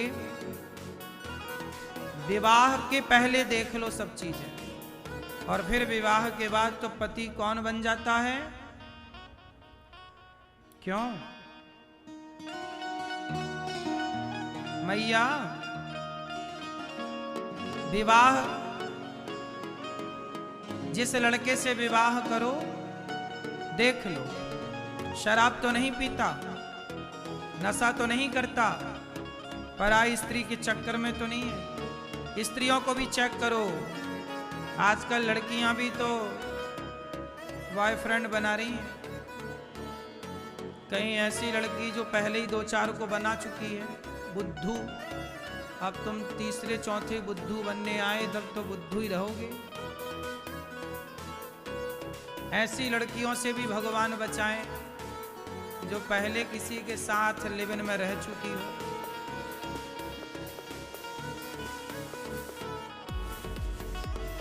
है ना, जो किसी और के संग रह चुकी हो, ऐसे संबंध में बिल्कुल कैसे कोई रहेगा। तो कुल मिलाकर के कहना ये है कि जब गोपियां आईं तो भगवान ने उन्हें पातिव्रत धर्म का उपदेश किया। पति कैसा भी हो, कौन होता है पति, आप पति को क्या मानती हो, सही कि नहीं। मैया, आप पति को क्या मानती हो, आप सही, और आप लोग मैया पति को क्या मानती हो। ये मांग काहे भरी हो, क्यों भरी जाती है मांग, हाँ? पति की उम्र, मांग क्यों भरी जाती है, आप बताओ। पति की लंबी उम्र के लिए मांग भरी जाती है। एक स्त्री कितनी अच्छी होती है जो चाहती है कि मेरी उम्र से ज्यादा मेरे पति की उम्र हो, अर्थात मैं सुहागन रहूं सदा, जब तक सांस रहे तब तक मैं, ये स्त्री का भाव है, इसलिए वो मांग भरती है। स्त्री जब मांग भरती है तो अपने आयु से ज्यादा पति की आयु की वो कामना भगवान से करती है। मंगलसूत्र क्यों पहनते हैं मैया, बताओ मेरी माँ, आपने मंगलसूत्र पहना है, आपने काहे पहना, क्यों पहनते हैं? नहीं, नहीं पता, पता ही नहीं। एक लड़की ने तो अपना मंगलसूत्र खूंटे पे टांग दिया, खूंटी पे टंगा है, हाँ ये टंगा है। बताओ मैया, मंगलसूत्र क्यों पहनते हैं, हाँ नहीं पता। लंबी उम्र के लिए तो मांग भरते हैं।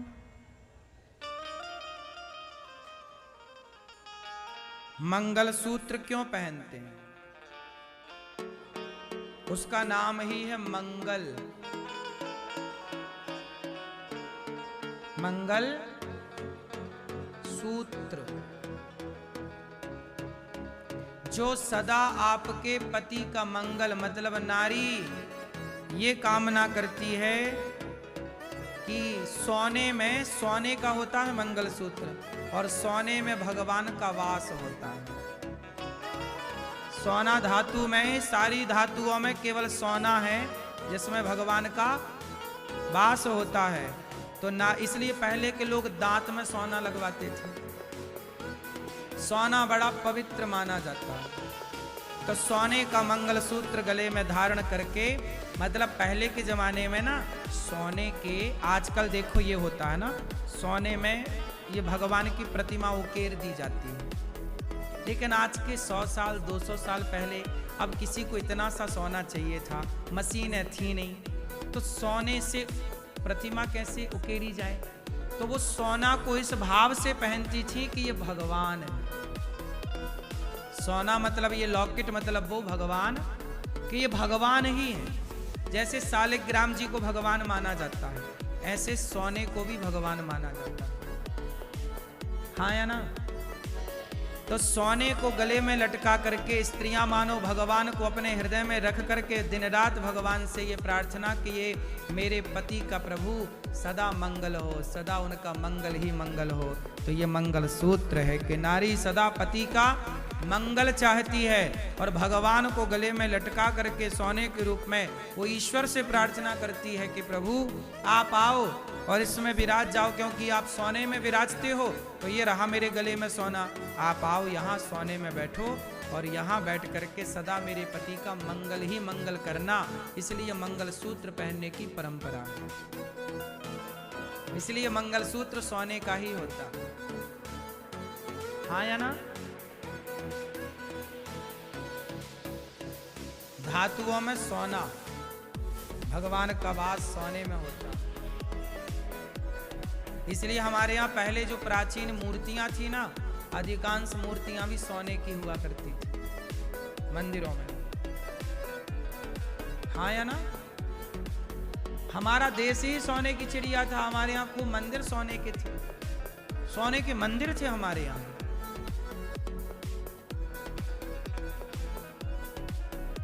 इसलिए नारी मंगल सूत्र पहनती है। अच्छा, मेहंदी क्यों लगाती हैं स्त्रियां? बताओ मैया, मेहंदी क्यों लगाती हो मेरी माँ?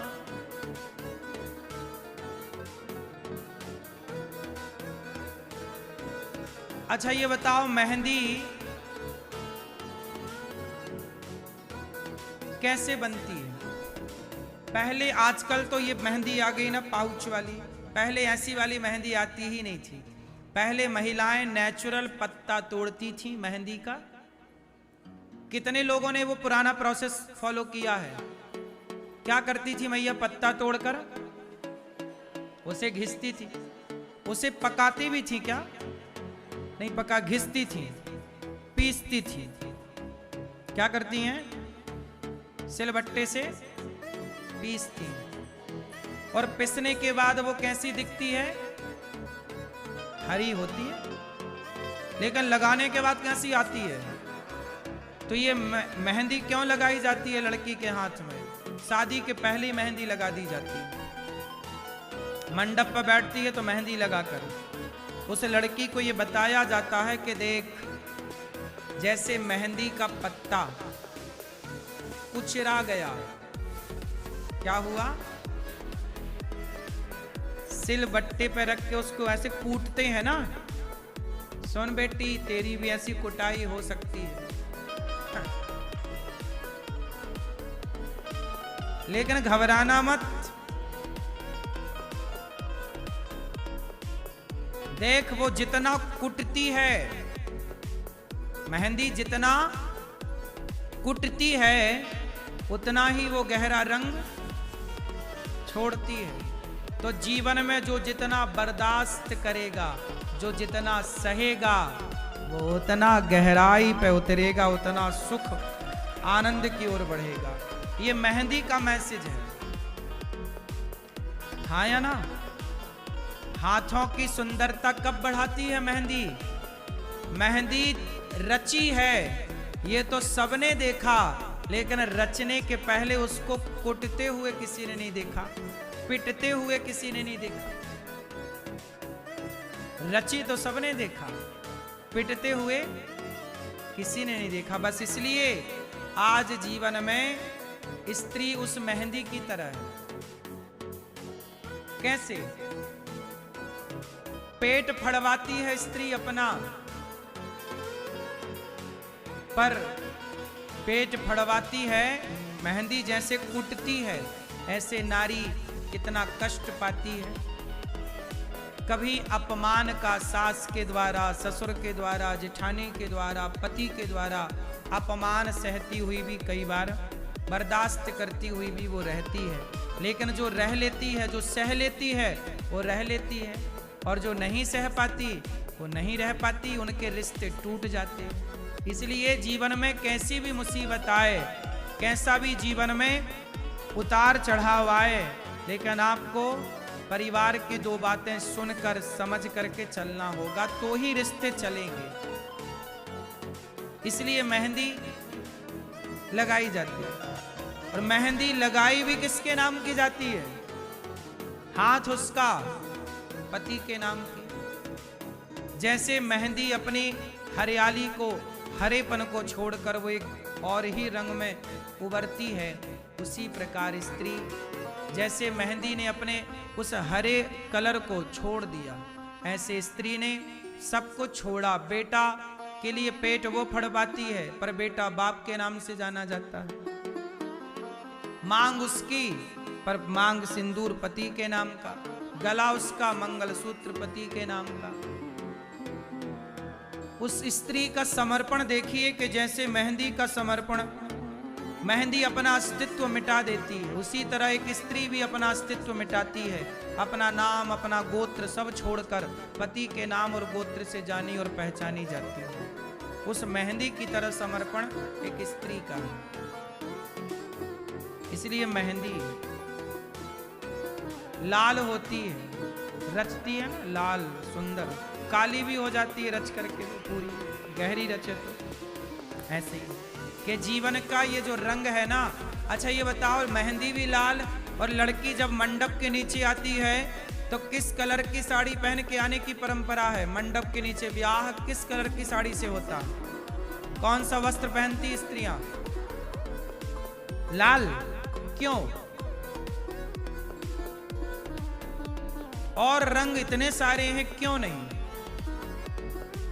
स्त्री मंडप के नीचे लाल रंग ही क्यों पहनती? क्यों पहनती? आपको कभी पता चला इस बात का? नहीं? जानने की कोशिश नहीं की? क्यों? लाल, पीला, केसरिया, यही रंग होते हैं विवाह में दुल्हन के, हाँ या ना? क्यों? क्योंकि आपने ठीक कहा कि जो लक्ष्मी माता हैं उनको लाल रंग का ये सब पसंद है। ये तो पहला सामान्य कारण है। दूसरा कारण है कि लाल रंग अग्नि का सूचक है, अर्थात अग्नि का प्रतीक है। किसका प्रतीक है? अग्नि का प्रतीक है ना। धधकती है आग तो ऐसी होती है लगभग। तो लाल कपड़ा हमारे देश का सन्यासी भी ऐसी पहनता है लगभग, भगवा उसी से मिलता जुलता, हाँ या ना? हमारे देश का साधु जो कपड़ा पहनता है, संत, लगभग वही कपड़ा दुल्हन पहनती है। लगभग कुछ कलर हल्का फुल्का अंतर है, लेकिन लगभग वही कलर है। क्यों मेरी माँ? क्यों? क्योंकि स्त्री और सन्यासी में कोई ज्यादा अंतर? विवाह होना भी अपने आप में एक बहुत बड़ा त्याग है। स्त्री वो लाल कपड़ा, मतलब आज से वो सन्यास ही ले रही है। किस बात का सन्यास? इस बात का सन्यास कि वो अपने पति के लिए अपने परिवार को सदा सदा के लिए छोड़ करके जा रही है। अपने पति के लिए अपना आंगन, अपनी बहन, अपनी माँ, अपना पिता, सबसे नाता तोड़कर पति से नाता जोड़ चली। सीता माँ ससुराल गई ना, उसके बाद फिर वो मायके नहीं आई। पति के बिना वो कैसे रहती? ये समर्पण है। आजकल रिश्ते टूटते क्यों हैं? क्योंकि रिश्तों में समर्पण ही नहीं। पहले की स्त्रियां एक बार ससुराल जाती थीं तो मायके लंबे समय बाद आती थी।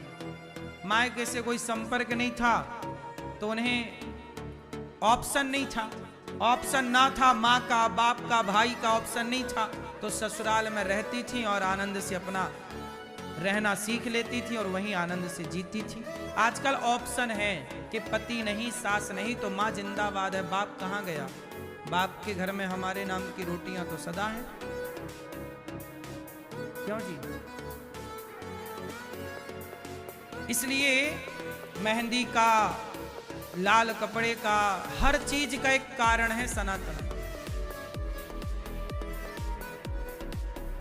विवाह में बहुत सारा कार्य होता है, अग्नि की साक्षी होती है, मंडप गाड़ा जाता है। मंडप क्या है? वो यज्ञ कुंड है, एक यज्ञ का पूरा विधान होता है, तब जाके आपका विवाह संपन्न होता है।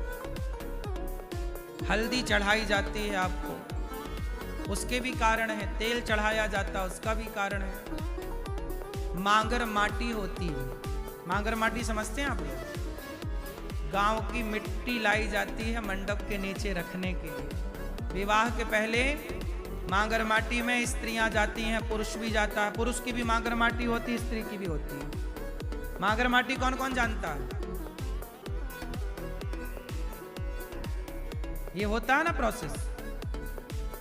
माटी लाई जाती है गांव की, जिस माटी पे हम खेले हैं, खाए हैं, वो माटी उस मंडप के नीचे लगाई जाती है। उसी माटी का चूल्हा बनता है। वहां पे जो वहां नेंग होते हैं, आगे का प्रोसेस होगा जो छोटा छोटा, सब कुछ वो माटी होती है। राम भी जब गए थे तो 14 साल के लिए अपने अयोध्या की साथ में माटी लेकर के गए थे। उसी कहते हैं मांगर माटी, माँ की माटी, माँ के गांव की, माँ की मतलब वो माँ, कौन सी माँ? पृथ्वी माँ। हमारा गांव, जिस माटी पे हम खेले, वो भी तो हमारी माँ है। एक माँ है जिसकी गोद में खेले, वो जन्म देने वाली माँ, और एक माँ जिस धरती माँ की हमने माटी खाई। इसलिए तो कहते हैं जन्म देने वाली माँ और जन्म भूमि। जन्म भूमि क्या है? जन्म भूमि क्या है? माँ। जन्म भूमि क्या है? जन्म भूमि पृथ्वी माँ है। तो जननी जन्म भूमश्च स्वर्गादपि गरीयसी। जन्म देने वाली माँ और जन्म भूमि दोनों माँ है।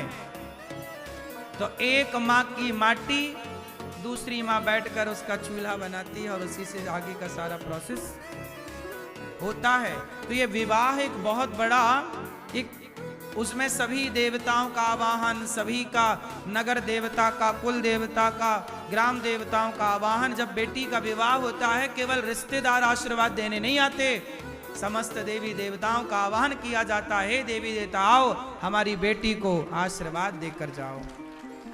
इसलिए मंडप के नीचे लड़की को लक्ष्मी माना जाता है और पुरुष को नारायण माना जाता है। कोई भी लड़की हो, कोई भी लड़की हो, जब वो दुल्हन बनती है तो वो लक्ष्मी कहलाती है। लड़का दूल्हा बनता है तब वो नारायण कहलाता है। हमारे यहाँ दूल्हा दुल्हन को लक्ष्मी नारायण ही कहा जाता है।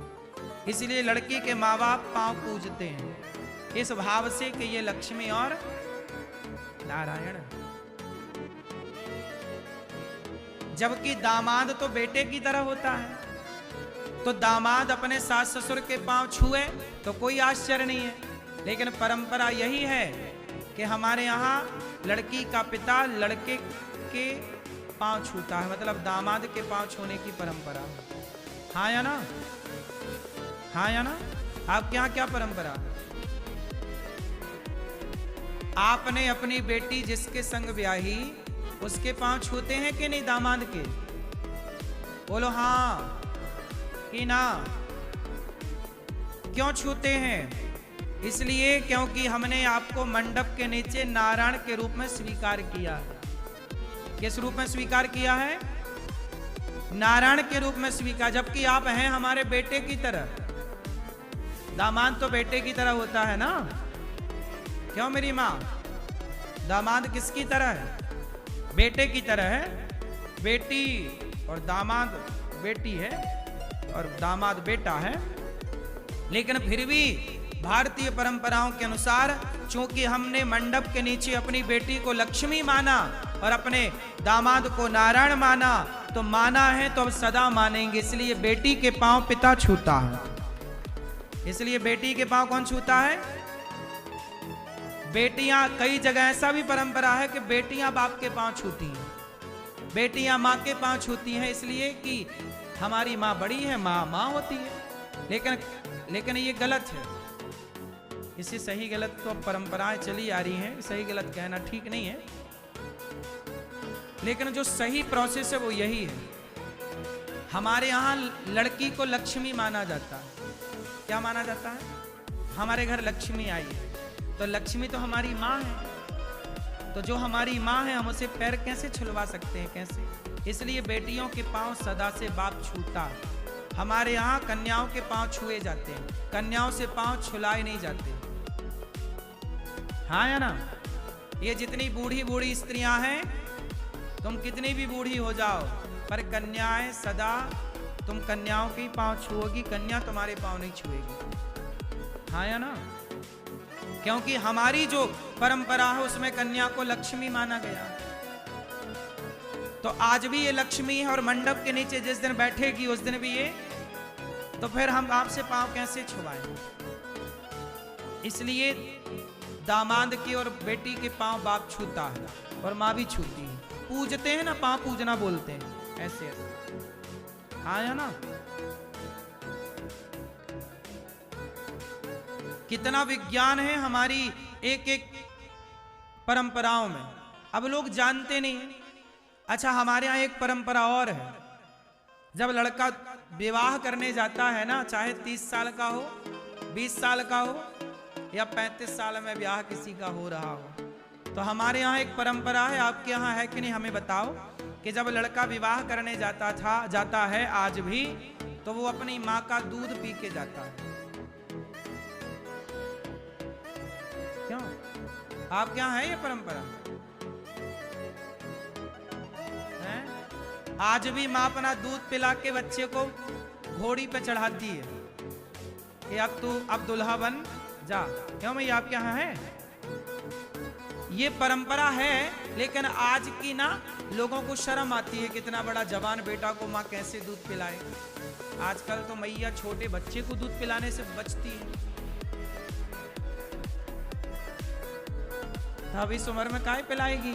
तो अब ये लोक लाज के कारण ना ये परंपराएं समाप्त हो गई, लेकिन नेंग जरूर करना चाहिए। हमने एक बार बताया था, क्या आपके यहाँ है शादी करने के टाइम माँ का दूध पी के जाते हैं बच्चे, दुल्हा? आप गए थे शादी के टाइम पे माँ का दूध पी के गए थे?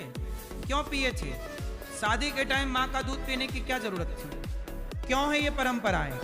क्या सिद्धांत है इसके पीछे का? क्या मैसेज है? जरा बताओ। नहीं पता ना? ये सारी बातें अपने बच्चों को बताओ, सारी बातें समझाओ, क्यों जरूरी है? आप बताओ भैया। तो आपका विवाह हो गया, तो विवाह करते समय जब गए थे माँ का दूध पिए? नहीं पिलाया माँ ने। चलो, माँ को पता ना रहा होगा या लोक लाज है। अब देखो, हम ये भी कह रहे हैं कि माँ का दूध पी के, इसमें भी कुछ लोग हंसेंगे, लोगों को सुनने में भी अच्छा नहीं लग रहा है कि इस उम्र में 30 साल का छोरा माँ का दूध पिएगा, लेकिन ये परंपरा है। इसके पीछे का कितना सुंदर मैसेज है वो जरा सुनिएगा। आप पिए थे माँ का दूध जब विवाह करने गए थे? नहीं। आप पिए थे? नहीं। हमारे यहाँ ये परंपरा है आज भी। आप में से कितने लोगों के यहाँ ये परंपरा है? जिनके यहाँ है वो हाथ उठाएं। है। अब सुनो कारण। अब इसका रहस्य बताता हूं, कितना गहरी बात है ये। हर माँ बाप अपने बच्चों को बताए, और आप भी अपने बेटे का ब्याह करना तो ये परंपरा निभाना, और केवल दूध पिला मत देना, दूध पिलाने के पीछे की पूरी कथा सुनाना। पूरी कथा सुनाना। जब भगवान श्री कृष्ण जब 10.5 साल की आयु में यहां से गए ना, और जेल में थे देवकी माता। तो देवकी माँ ने तो अपना दूध पिलाया ही नहीं था ना कृष्ण को, यशोदा माँ ने पिलाया था, क्योंकि वो तो जन्म लेती चले गए। तो जब 10.5 साल की आयु में जब भगवान कंस को मारे और जब देवकी माँ के पांव की हथकड़ियां खुली, बेड़ियां खुली और हाथ की हथकड़ियां, तब माँ के आंचल से दूध की धारा बह पड़ी। तब 10.5 साल की आयु में कृष्ण को देवकी माँ ने अपना दूध पिलाया था, तब पिलाया था। ठीक है, ये बात। दूसरी बात, जब राम को विश्वामित्र जी लेने आए, उस समय राम बड़े थे, लेकिन माता कौशल्या को पता चल गया था कि ये गुरुजी हमारे बेटे का ब्याह कराएंगे। तो राम लक्ष्मण को माँ ने अपना दूध पिला के भेजा था। अब इसके पीछे का जो रहस्य है बड़ा गहरा है, सुनो। मानो माता जब दूध पिलाती है ना दुल्हा को, मतलब अपने बेटे को जो दुल्हा बन रहा है, उसे दूध पिलाकर माँ ये कहती है कि बेटा देख, तू इतना बड़ा हो गया है, तू इतना बड़ा हो गया है कि अब तेरा विवाह होने वाला है, कल दुल्हन आ जाएगी, तू एक पति बन जाएगा, कुछ दिन के बाद तू एक पिता बन जाएगा, लेकिन देख तू अभी भी मेरा दूध पी रहा है। मानो माँ ये कहती है कि तू संसार के लिए बड़ा हो गया है, लेकिन मेरे लिए तो दूध पीता बच्चा ही है तू। मेरे लिए तो सदा तू कैसा रहेगा? दूध पीता मेरा बच्चा ही रहेगा, तू भले कितना बड़ा हो जा। इसलिए वो विवाह के समय दूध पिलाती है माँ कि बच्चा देख, मैंने तुझे दूध पिलाया है, अब दुल्हन के चक्कर में कहीं ये माँ का दूध भूल ना जाना। इसलिए दूध का कर्ज चुकाना बेटा, इसलिए अपना दूध पिला करके उसे याद दिलाती है। लेकिन आज की संतान इतनी सोई पड़ी है कि दूध पीकर भी सब भूल जाती है, सब भूल जाती है। माँ के उपकारों को भूल जाती है, माँ के एहसानों को भूल जाती है। आज देखो ना, गौरी गोपाल आश्रम में हमारी कितनी सारी वृद्ध माताएं रहती हैं। ये सारी माताओं ने तो अपने बच्चों को दूध पिलाया ही होगा। कौन सी माँ नहीं पिलाती दूध? सारी माताएं पिलाती हैं। विवाह में भी यदि दूध पिलाने की परंपरा है तो विवाह में भी दूध पिलाया दुल्हा को, लेकिन सारा वो दूध का कर्ज भूल गए ना। इसलिए मेरी माँ ये सारी बातें बच्चों को बताया करो कि बेटा देख, याद दिलाया करो बच्चों को। इसलिए माँ याद कब दिलाती है? क्योंकि दूध छोड़े ना 25 साल हो गए भाई। 2-3 साल तक बच्चा दूध पीता है, ज्यादा से ज्यादा 5 साल तक। और आज 25 साल में यदि बेटे का ब्याह हुआ तो दूध छोड़े 20 साल हो गए, तो 20 साल में तो भूल भाल गया होगा ना। इसलिए माँ फिर याद दिला देती है, देख तो 20 साल का हो गया, 25 साल का हो गया, देख मैंने तुझे दूध पिलाया, दूध पिला रही हूँ बेटा, तो दुल्हन के चक्कर में इस दूध के ऋण को ना भूल जाना। इसलिए मेरी प्रार्थना है कि कभी अपनी माँ को ना भुलाना, कभी अपने माँ का उपकार ना भुलाना, और दूध का ऋण जरूर चुकाना, दूध का कर्जा जरूर चुकाना। इसलिए माँ की खूब सेवा करो। माँ तुम्हें लाख गालियां दे, माँ कुछ लाख बार डांटे, पलट कर जवाब देने का नहीं। माँ है, तू डांट सकती है मुझे, माँ को डांटने का अधिकार दिया करो। बाप है आपका, 100 जूता मारे तो मार ले, पिता है, उसका उपकार हम कभी नहीं चुका सकते। हमारा बाप हमें 100 जूता मारे तो हमें कोई आपत्ति नहीं। हमारी माँ हमें लाख गालियां दे, हमें कोई 4 थप्पड़ रोज मारे, हमें कोई दिक्कत नहीं। वो 4 थप्पड़ रोज मारे और बाप 100 जूता रोज मारे तो भी हम बाप का और अपनी माँ का कभी कर्जा नहीं चुका सकते। अपने माँ बाप के प्रति ऐसा समर्पण होना चाहिए हर संतान के अंदर।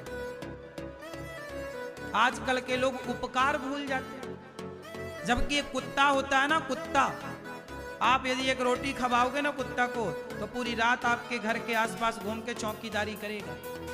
कुत्ता भी जिस घर की रोटी खाता है वफादारी से उस घर का काम करता है, हाँ या ना? कुत्ता ईमानदार है। पर आज देखो कलयुग है, औलाद बेईमान हो जा रही, माँ का दूध पीकर भी माँ को छोड़ देते हैं। बेटा भी बेईमान हो गया ना, कुत्ता बेईमान नहीं हुआ। इसलिए लोग कुत्ता पालने लग गए और माँ को वृद्धाश्रम छोड़ने लग गए।